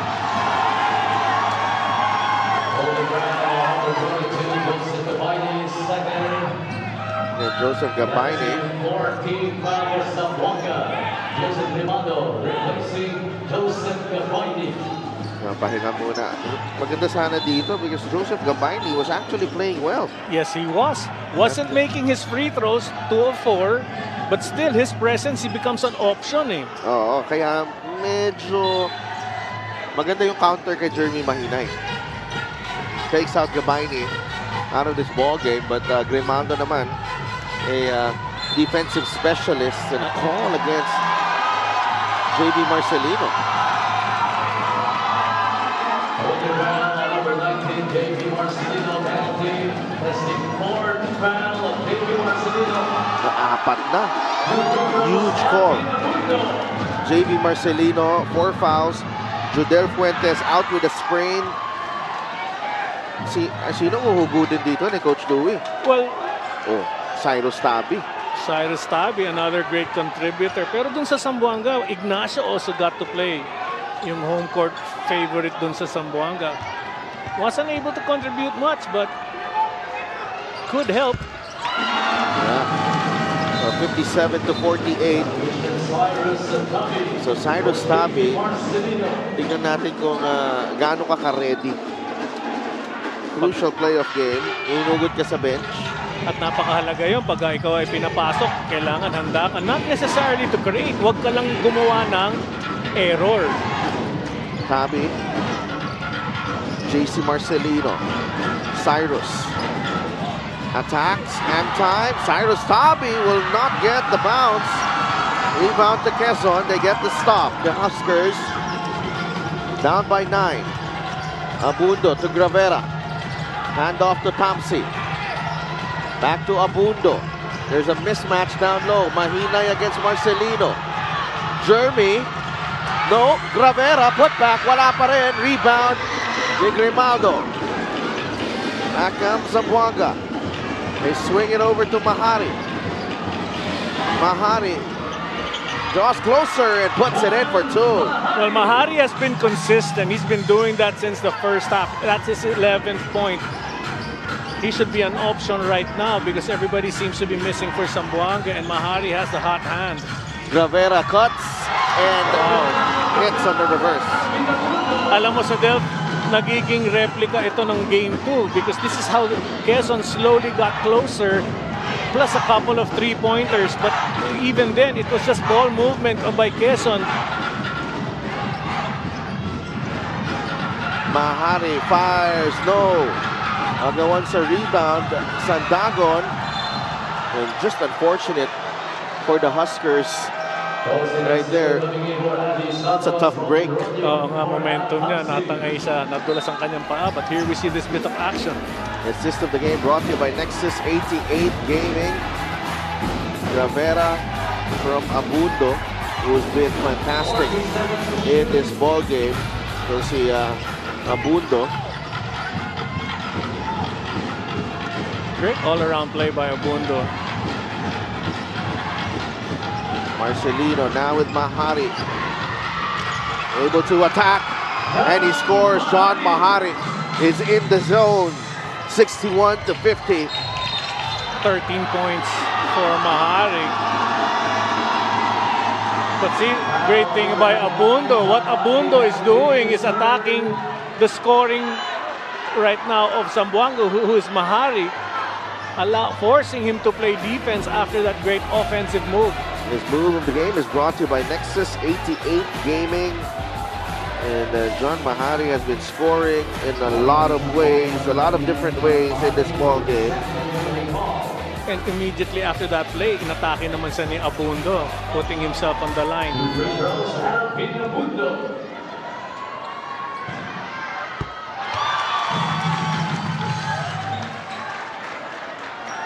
Wow, what a game by Abundo. And may update ng ating kasama si Gianna Llanes on Judel Fuentes. Yes, natapilok nga si Judel Fuentes at binalot na ang right ankle niya. He said on a scale of 1 to 10, he would rate the pain as 6, but in his words, kayang-kaya makabalik sa laro. Back to you guys. That's good news. Thank you, Gianna. because I'm pretty sure lahat ng mga nanonood from Zamboanga who aren't here would really like to know his situation. Oo, syempre, ang ating kaibigan si Boss Nini Arquisa. Kazifam yan. Mahari for 3. In and out. Tapika ng bola. Ends up with Tabi. Yes.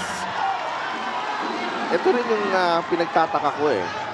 The way this game has been called by the referees, those type of loose balls, scrambles, and when you put your hand in there, alam mong may pitong mangyayari. Right. And that's why you should avoid it. Wait for the ball to be dribbled. Pag tama sa sahig, that's when you can tap that ball. Pag hindi tangan ang bola. But very easy to say, very tough to do. At the line, shooting 2, Cyrus Tabi. Cyrus Tabi at the line. Steady so far. His first point. Maganda din yan eh, yung medyo fresh ka off the bench. Yung unang basket mo, free throw. And there's really no pressure on his part. All he has to do is just prevent from making errors, errant passes, play tough defense, steal, or get an offensive rebound, which he was able to do. Topeng Lagrama is in the game. 63-52. Hawak ni Topeng ang bola ngayon. Lagrama against Tabi. They blitz him. Mahinay. Hang time. Oh! Derby Mahinay. What a way for him to get his first basket. Parang nag-alangan sa ere tapos binato na lang eh. It's a hang time fadeaway with a pump. One-handed pump. Oh! Meron pass from Grimaldo. Ronyo. Too strong. Gravera comes away with it. And that looked like that was off a Zamboanga player. Well, dito natin makikita. Oh, here's the drop pass. It was a Mahinay right here. Fade away. Double pump. One-hander. One-hander. Okay. Kaya mo yun? Ang hirap nun, ha?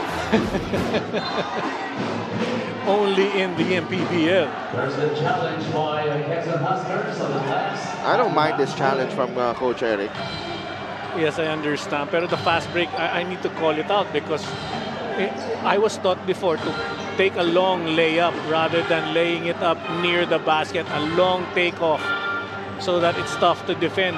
Robin Ronyo had the break but decided to bring it closer to the basket kaya na-challenge yung kanyang what's supposed to have been an easy layup.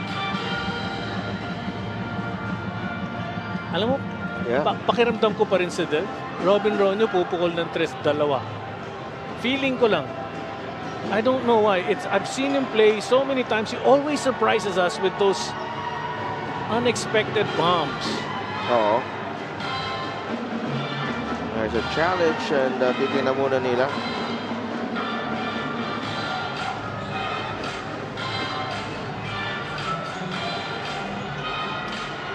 Everybody giving instructions right now. Magandang chess match talaga to. Just, reminding the players what to do, who to guard. And this also gives the players a time to talk to each other, how they would adjust. Oo. And to get everybody composed. Sabi nga ni G kanina sa kanyang report, yun ang gusto ng Quezon team na, hey, be composed, settle down. I felt that they got a bit unsettled nung first half. Yes. After their really good start. Well, this is really a test. No? This is the first season of Quezon. You have to remember that also. Na ganyan lang din, unti-unti pa rin na i-establish yung character ng team na to. Eh. Pero ganyan lang nangyari sa second game sa Delph. Dahan-dahan, humabol at lumamang itong Quezon team. Upon review, the challenge made by the Quezon Huskers was successful. Tama ka. Good challenge call there. And it was off Tancinco. That was crucial. because they now have a chance to make it a 7-point game. Execution na lang. Topeng Lagrama. Here's Ronyo. Gravera wants it against Caralipio. Rodel. Turnaround shot, and Gravera looking very confident. 12 points para kay Rodel Gravera. And all his shots, if he watches this game, all his shots that went in, no hesitation. 4 of 12 for Zamboanga sa ating field goal. 6 of 11 naman para sa Quezon. Caralipio, binigay kay Tabi. Down low they go. Grimaldo against Mahinay. Grimaldo kicks it out. Tancinco for 3. As halfway in, Tabi grabs the offensive rebound, and again, unnecessary. And there was no reason to grab onto.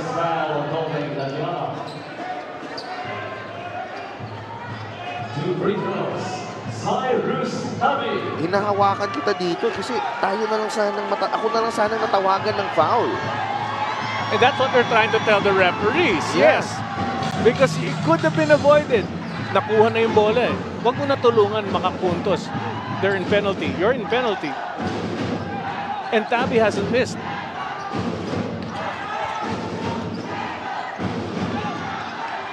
A solid stint here para kay Cyrus Tabi. 65-56. Lamang ang Zamboanga. 2:45 remaining. Lagrama to a wide open Robin Ronyo.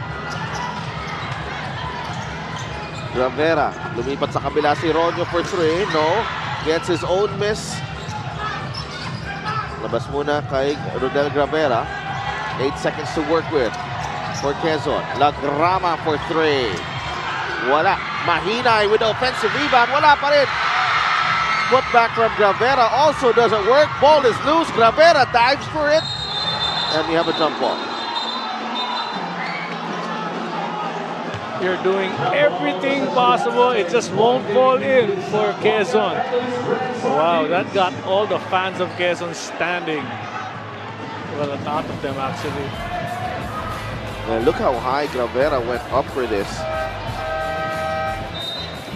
Pantay na sa rin yung kamay ni Gravera. Lagrama gets a breather. Hasn't really gotten his rhythm in this ball game. Ito si Topeng Lagrama. I'm seeing Judel Fuentes standing up, trying to work on his sprained right ankle sa dulo ng bench ng Zamboanga. Grimaldo in trouble. Releases it to Caralipio. 3 seconds remaining in the shot clock. Caralipio. Careful. Gravera gets the rebound. Takbo ang Quezon. Rodel. Casino. We will wait for Mahinay. Mahinay down low. Natapik ni Grimaldo, and that's a foul on Jeremy. That's where you see Grimaldo's ability to defend. He uses his long arms to prevent Mahinay from receiving a pass. But Jason Grimaldo tired, asking to be subbed. And dito na ulit si Judel Fuentes. Minute and 36 remaining in the third. It's a 9-point difference, but the way these two teams have battled, parang looks closer than it feels like a 9-point game. Oo nga, exciting ang ball game natin. Despite not being able to show or showcase exciting scoring from both ends. Bumagal ang tempo natin. Everybody scoring from the line. Tabi had 4. Gabayni earlier. This time, JC Marcelino. JC Marcelino makes it another double-digit advantage. So balik na sa laro si Judel Fuentes. Opiso gets the rebound. Quickly to Abundo. Rivero. Tamsi. Back to Prince. Opiso, the extra pass. Abundo for 3. Too strong. Rebound to JC Marcelino. Ahead to Caralipio. Puts the ball on the deck. Caralipio. 6 points for King Caralipio. Slow-mo. Slow, contra-tempo. But very soft on that touch. Oh, very effective because he just got his left hand free. Thompson with a quick response. 7 points for Tamsi. Yun ang binabanggit ko nga, parang replica lang ito nung huling game nila sa Zamboanga. Tamsi doing the same thing, shooting from the 3. 68-59, Caralipio fires. Couple of big shots here from King Caralipio to end the third. Tamsi again, wala. Rebound, Gabaini.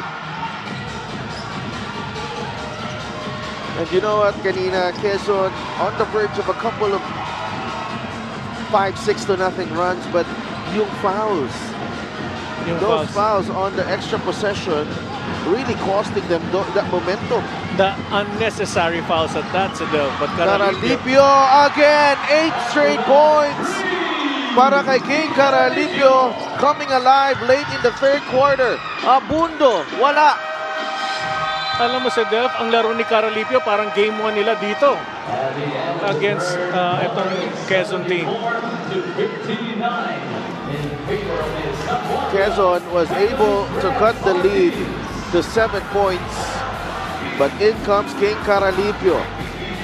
That three-pointer followed by another wide open shot, and that extends the lead back to 15. As Zamboanga will carry this advantage sa ating fourth quarter in this do-or-die matchup.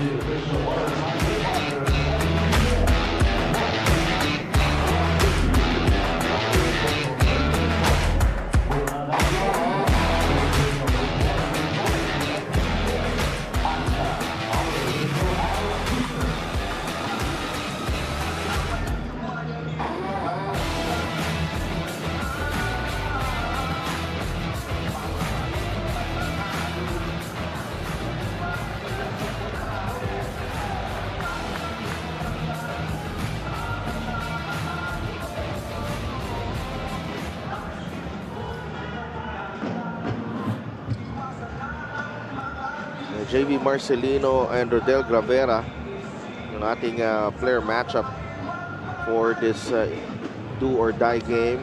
JV with 6.2 rebounds and an assist.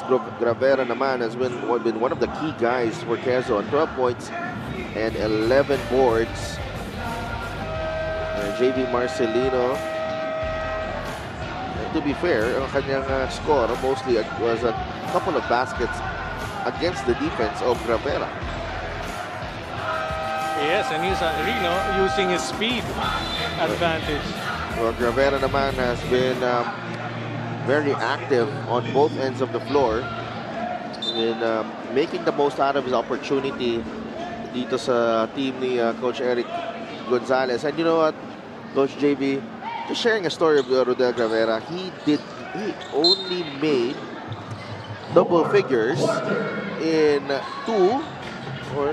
of Quezon's 28 regular season games. Wow. But was he used offensive? Hindi siya ganun kagamit nung time na yon. Gabaini secures the rebound off the Thompson miss. Well, great attitude for him, Gravera. Ito makikita natin quarter scoring, 21-16 favoring Zamboanga, 28-21. Zamboanga pa din, 25-22. Kita mo, gumanda na ang offense ng Quezon. Pero Caralipio, those back-to-back threes really just brought them a lead bigger than what it should have been. It's a foul on Prince Rivero on a driving Judel Fuentes, and Fuentes is actually asking for so much more there. Well, quick to react. Yun nga, the reason I pointed out to be composed because he needs to play the game, and that's all. Just focus because Fuentes is playing a great game. His first basket from the line goes in. And meron ng 14 points si Judel Fuentes. Did not score in the third. And now has 15 in the ball game.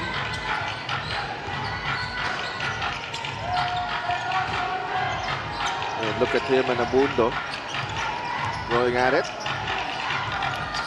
Parehong taga CEU yan. Galing same school nung college. Abundo. Tamsi. No. Lonyo gets it to Abundo.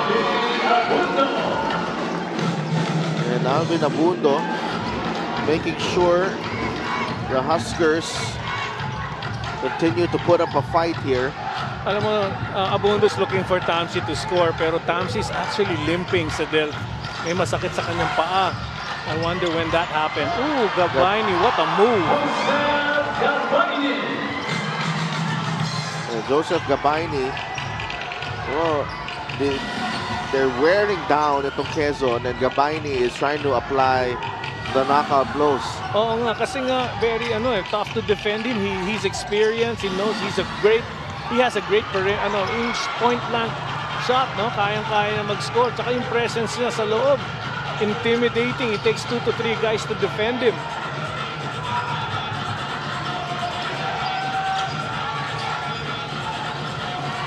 Marcelino again, the crossover. Tancinco. 5 on the clock. Natapik ni Tamsi, saves it to Abundo. We don't have the numbers. Abundo will wait.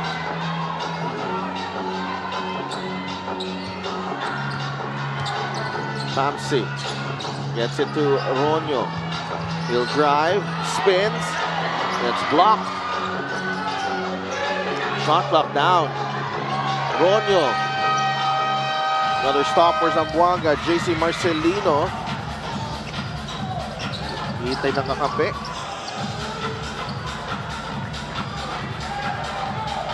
Fuentes this time on isolation on the left. Fuentes from way out. No. Abundo. Looking for a teammate. Tamsi again for 3.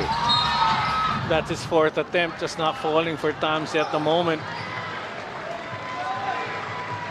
The assist of the game is brought to you by Nexus 88 Gaming. Gabaini with a finish, and JC Marcelino with another assist. This is the tangibles that the Marcelino brothers contribute. They create and give up that ball for their teammates to score.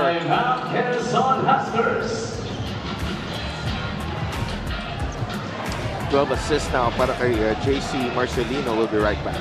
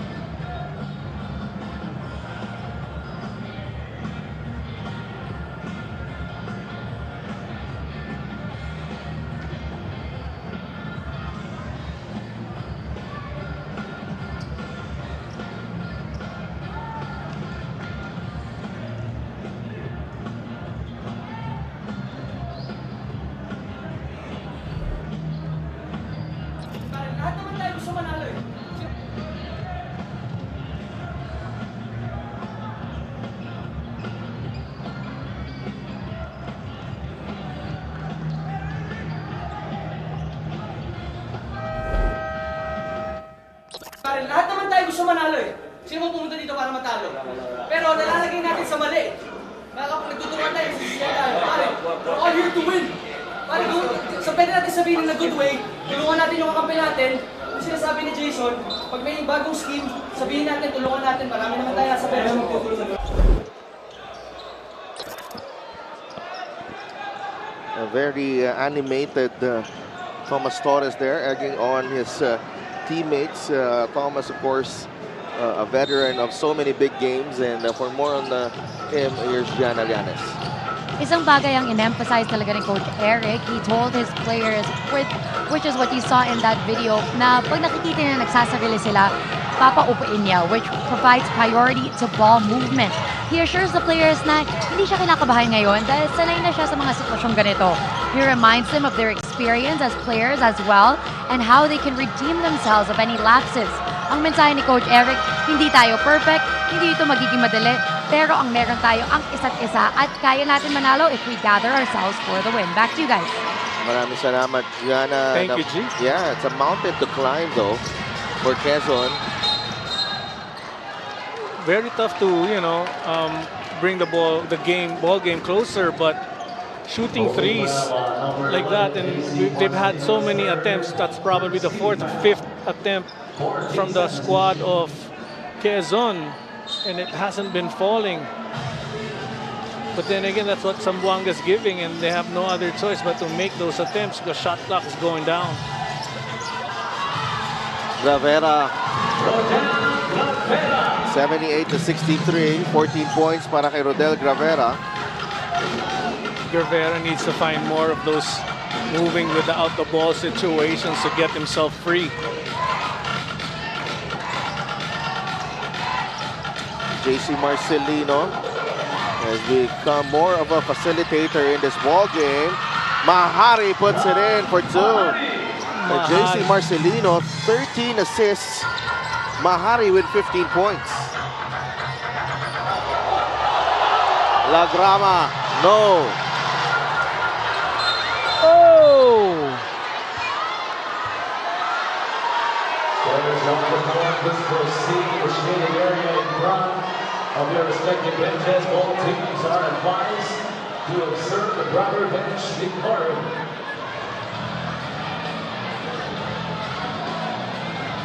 Bagsak si John Mahari.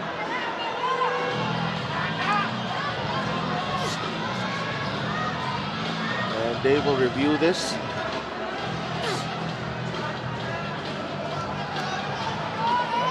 What's your verdict there, Coach JV? Well,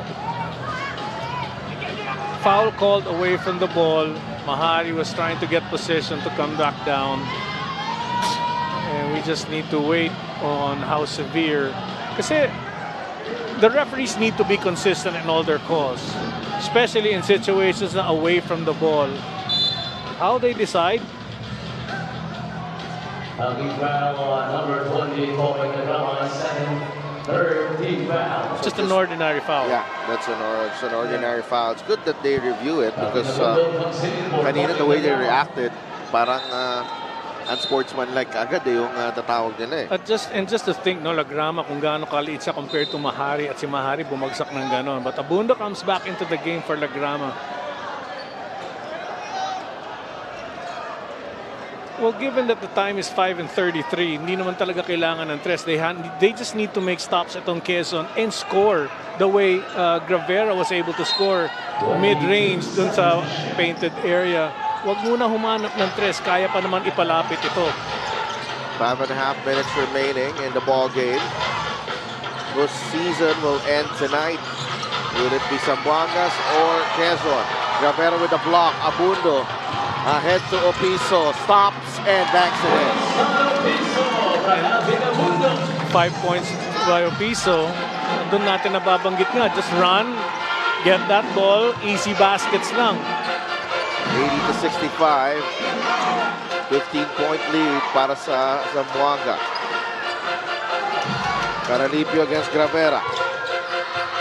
Minerva with a help defense. And another stop for the Huskers. Abundo. Back to Opiso. Down low they go. Minerva spins and scores. 7 points for Minerva. That's all it takes. Every possession you must score for Quezon. This move of the game is brought to you by Nexus 88 Gaming. Minerva finding the mismatch against Jodel Fuentes, and Minerva does the rest. 13-point lead for Zamboanga. We have a timeout.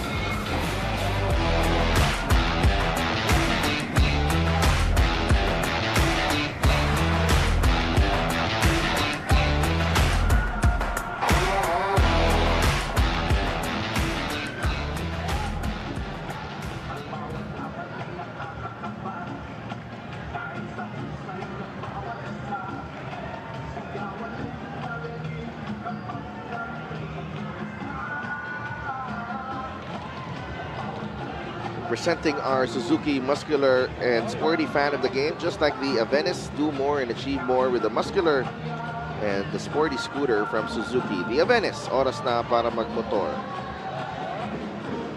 Napaka-sporty naman ng ating fan of the game.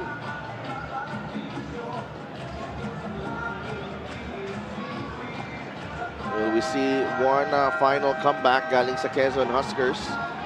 Or will the Zamboanga Families Brand Sardines finally end the resistance dito sa Bacoor, Coach JB?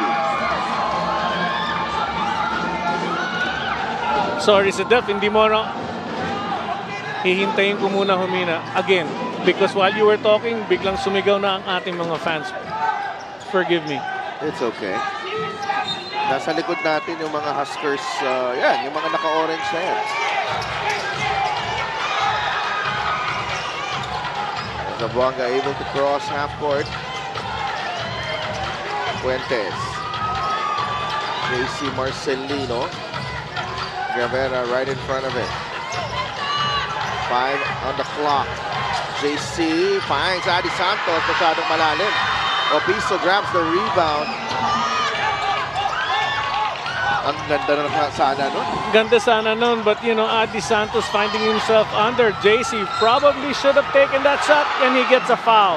Abundo could not make the shot. That would have been big. But he will get 2 free throws instead. And he's got full control of the game right now. Itong si Abundo, the confidence level of this kid is way up there. I hope he's just rewarded with these 2 points. Grabe, Abundo. Yun nga yung tanong natin eh. Does Quezon have one final run in them? One, probably 2 or 3 more runs that they can, you know, come up with. Because right now, 3 possessions, hindi nakapag-score ang Zamboanga. Sadly for Abundo, he missed his second shot. Pressure here from the Huskers, 80-68. JC Marcelino has had a terrific game as a playmaker. He turned into a playmaker rather than a scorer for this do-or-die matchup. Oo nga, and he's a willing creator for his team. And now let's see if he's gonna score. There you go. Marcelino, step back jumper, wala. Rebound, nakuha ni King Caralipio. Good tap there, galing kay Tosi Tancinco. Yan ang versatility talaga ni JC. Pag naipit na siya, he finds himself free. He's willing to shoot. Shot clock was down to a single second when Tancinco fired that 3-pointer. So another opportunity here for Quezon. Gravera for 3. Wala. Nakuha ni Caralipio ang rebound and Zamboanga will not rush. They've been held to just 6 points here in the third. There's a foul on Abundo. Well, fourth quarter rather. 6 na puntos na sila. And Quezon only 9 points also in the final quarter. You should have seen the faces of the coaching staff nitong Quezon Sedef after Gravera took that 3-pointer. Wishful thinking na pumasok, but very sad sila na could have had a better attempt at the basket with that possession. Judel Fuentes. Pinapatay ni Minerva, Abundo, and Santos getting entangled, and that will send Santos to the line. Nasa penalty na Quezon.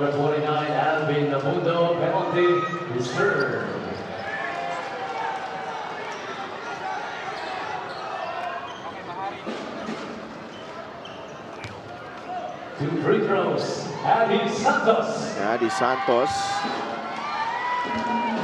Zamboanga already with 26 free throws in the ball game. 81-68.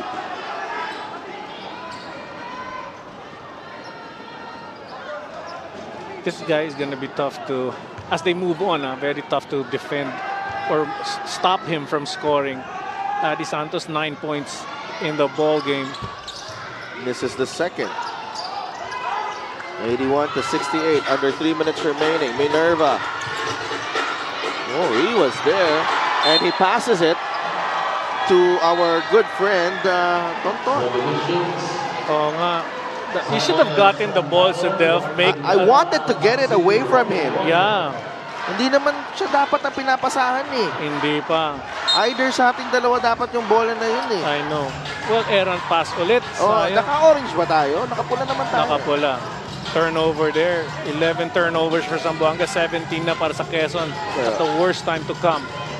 Mabanggit lang natin, penalty na ngayon ang Quezon habang dalawa pa lang ang fouls ng Zamboanga. JC Marcelino missing. Here's Abundo. Attacks blocked by Fuentes. Gravera from the corner. Three-pointer. Wala. That's a foul on Fuentes. I like the way Abundo just stopped Fuentes and Fuentes did the same thing to each other. Total respect. Sabi mo nga, nagsama sila.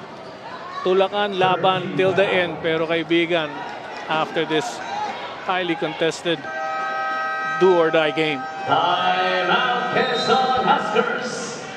And Coach Eric Gonzalez trying to map out last stand of his team. 81-68. 13-point lead for Zamboanga. 2:20 left in this do-or-die game.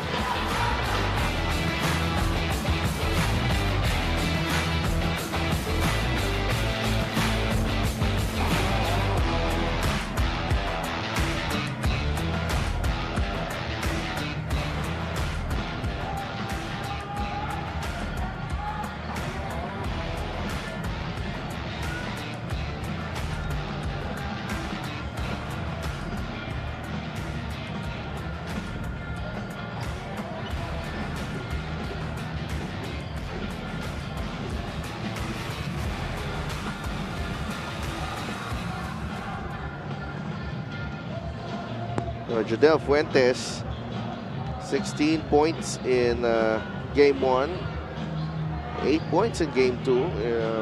Almost the same number of attempts, pero you know, he was silenced in game 2. But game 3, he's come alive with 15, 5 and 3, and he could have scored more, Coach JV, if he wasn't hurt in that third quarter. Oo nga, at medyo bumagal nga ang laro niya itong pagpasok niya, but still doing a great job on defense against Abundo. Judel Fuentes played for San Juan last season, helped them reach the North Division Finals against Nueva Ecija, and he was part of the Mythical Five as well. So in terms of you know, caliber and quality, ito si Judel Fuentes, really one of the best marksmen in the league. Well, talking about marksman, Tamsi coming back into the ball game. Yan, inaasahan din tumira sa labas.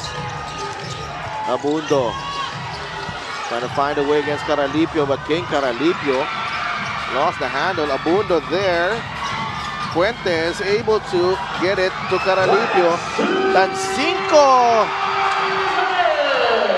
extends the lead to 15. Oh, that's just a heartbreaker. Caralipio at least having the presence of mind to look outside the front court niya. Nakita na si Tancinco. Gravera lumapit, finger roll, wala. Rebound goes to Tamsi. He'll take the three and hit the three. Lead is back to 12, 10 points for Tamsi.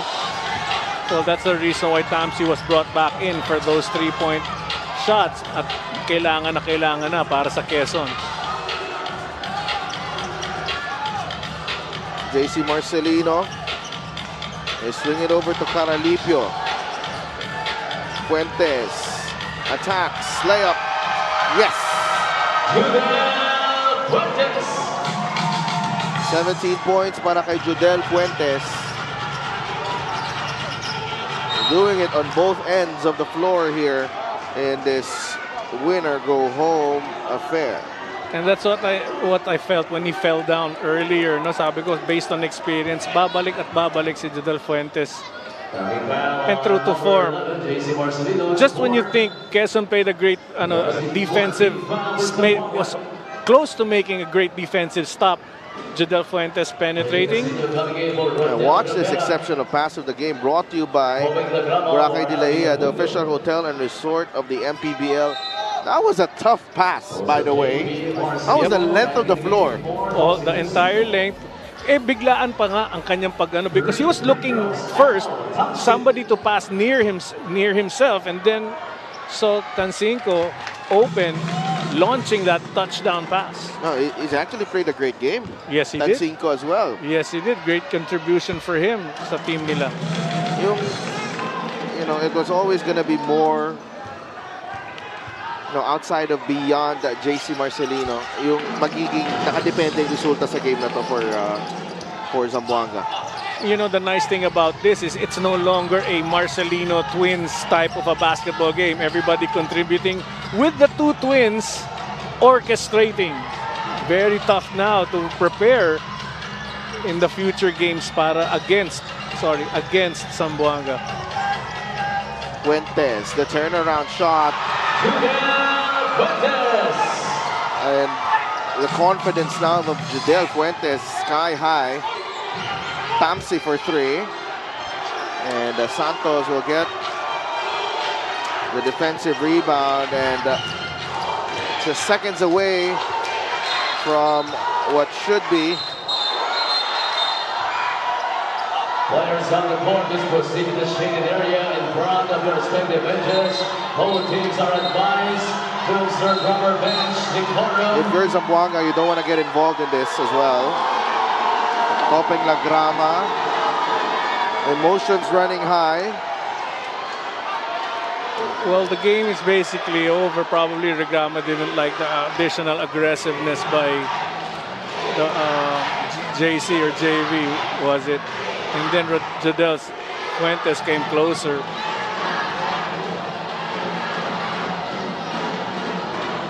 But alam mo, kailangan natin bago ko ituloy, ito makita natin yung action na nangyari. There was a foul right there. JV Marcelino. And yun ang foul. And Magrama making sure na tayo foul, and JV with an extra motion. Trying to plant his head sa chest ni Topeng La Grama.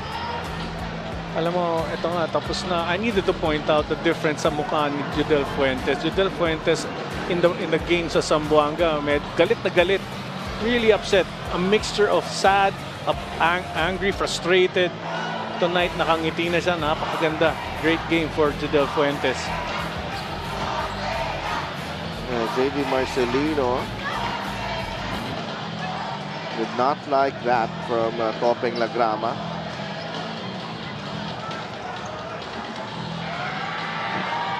And to think, babalikan ko yung sinabi mo earlier, first time na nagtayo ng team ang Quezon, first time playing and reaching the playoffs. What more on the second year? Yeah. Wow. I think if they keep this squad together and probably add a few more, they take note of this team. Actually, they had a few players coming in and out of the lineup. They did have Rafi Verano for a while. Medyo hindi din siya nagtagal because he was moved on to the PBA as well. So si Will Gozum also nasa kanila din. I think we both can agree. Sa future, may maganda ipapakita nitong Quezon. Oo. And especially with the support ng kanilang LGU. Right. Governor Helen Tan, Dr. Helen Tan, maganda yung suporta. Mayor Mark Alcala nandyan din. And the fans, yung fan base nila. Matindi. They have nothing to be ashamed of. Celebrate tonight. Great game. Very tough to beat Zamboanga twice.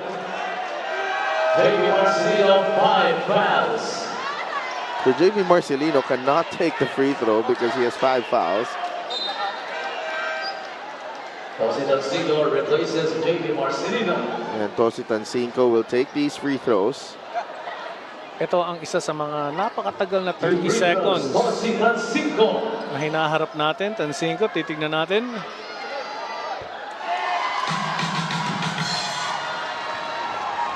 Eight points para kay Tosi Tansinko. 8 precious points para kay Tosi. Binanggit mo agad 8. Parang sinasabi mo hindi na dadagdag yun sa Del. May chance pa naman dagdagan. Pero importante yung 8 points na yun. I just had to clear it up. Oh! Kita mo na. Ito kasi, sinabi mo pa eh. Because he was making an attempt and then 8 points agad. Well, alam niya na, napakakulay talaga pag tayo ay nagsama.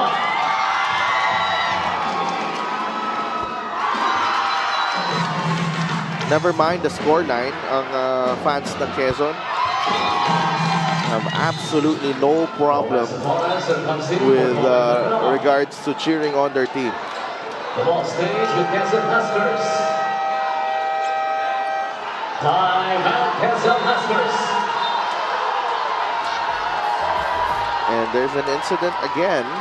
Well, Agrama on his way out bumped into JC. Gave him the shoulder bump. And Coach Rick Sitikson, pabayaan mo na. Frustration and, anger, disappointment, all that combined. But in the end, it's just, there's respect. You can sense. Gustong lang talaga manalo ni Agrama. Gusto niya makakontribute. Di lang siya nakadiskarte agad para sa kanyang koponan.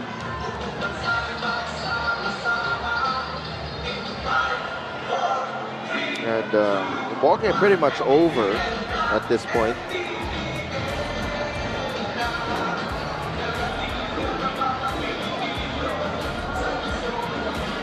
And Topeng, come on now. There you see Coach Richie Tixon. Pabayaan niya na. Yeah, but I get you. That is... Could have been called. Yeah. Should have been called. And they reviewed it. And let's see.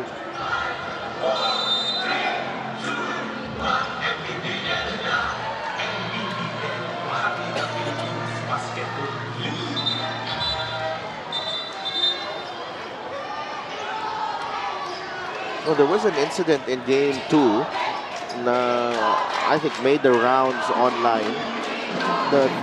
A play that Topeng was actually called for flaking a foul, although he was clearly natamaan siya ni JC or JV Marcelino.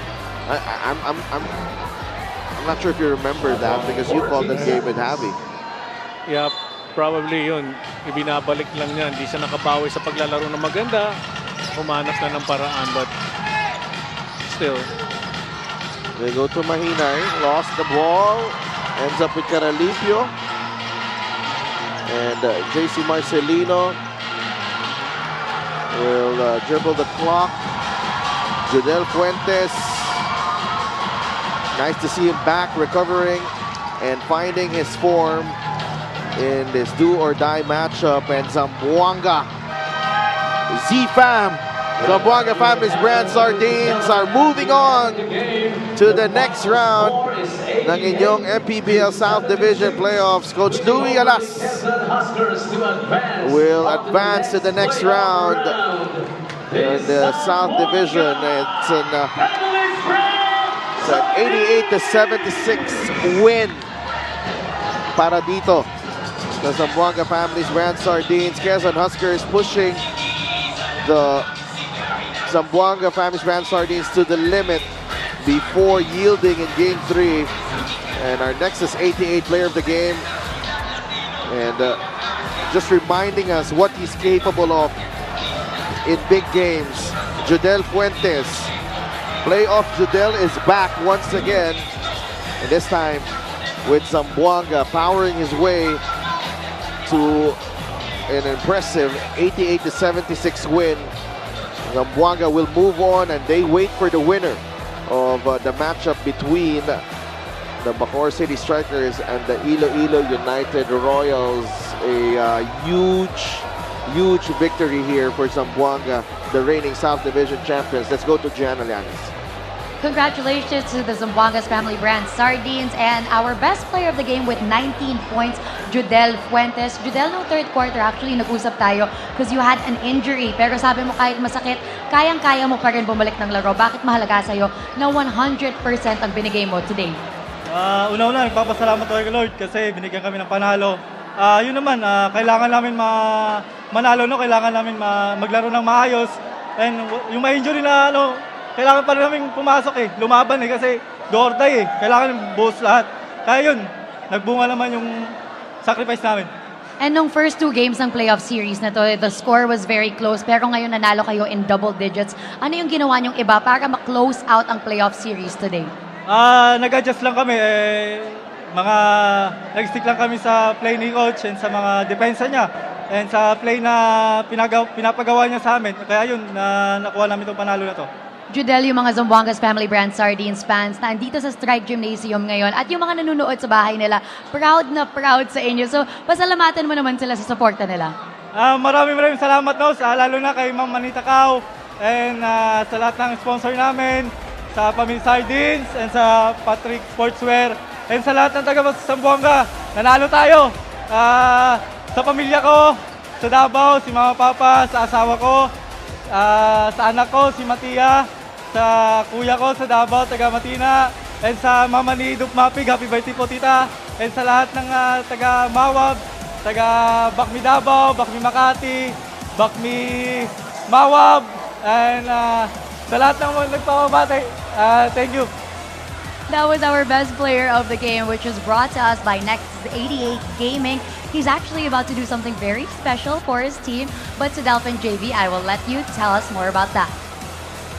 Congratulations, Judel Fuentes and the Zamboanga family's brand Sardines. They're moving on to the next round. They will be up against the winner of Bacoor and Iloilo, and Judel will do the honors to confirm their place in the next round. Judel Fuentes of Zamboanga, they have locked up their place in the next round of your Mpbl playoffs. Up next, it's Iloilo against Bacoor. Both teams out to prove their worth in this matchup as we are just about done with our coverage here. Quezon Huskers, their season ending tonight, Coach JV, but you know, they can hold their heads high because of their performance in their debut season dito sa Mpbl. Napakaganda talaga. They beat Zamboanga in Zamboanga, hoping to come back and do the same thing tonight. Pero it's tough talaga to beat Zamboanga back-to-back. So, great effort on their part. Great adjustment done by Zamboanga to beat etong very tough Quezon Huskers. Well, Judel Fuentes putting the finishing touches to an impressive win for Zamboanga. They will move on once again to the next round of your Mpbl South Division playoffs. We're waiting actually for the press con, and then yun na nga, punta na tayo sa ating press room for the post-game press con. Welcome to Mpbl post-game press conference. Congratulations, Coach Arnold Contorno and our best player, Judel Fuentes. Coach, you pulled off and you came back stronger than your last game. Coach, sa tingin mo, ano yung ginawa niyo today para makuha yung panalo at makabante sa next round? Actually, ang ginawa namin is we try to watch the video and we try to correct yung anong mga pagkakamali namin sa game 2. And it so happen na at least na ang na yun na-workout yung pinakhandaan namin. And we are very thankful sa mga supporters namin dito na dito rin kahit wala kami sa hometown namin. Judel, sa'yo, sinong gusto mong makatapat? It's either Iloilo or Bacoor. Kami naman is wala naman kaming pinipili kasi nga kahit sino dyan pwede naman naming makalaban Kasi yun nga, may preparado naman kami and nagtiwala din kami sa mga coaches. So Judel nga, this yung Zamboanga medyo known for being the marching team, pero tonight ikaw yung nag-step up. So talk about na yun nga, despite what happened to the marching team, ikaw yung isa sa mga nag-step up for the team. Siguro kailangan pa namin yung dagdagan yung yung energy namin sa loob ng court kasi nga doon kami nabubuhay sa depensa namin, and yung offense namin bonus na lang yun kasi nag-start kami sa defense namin eh.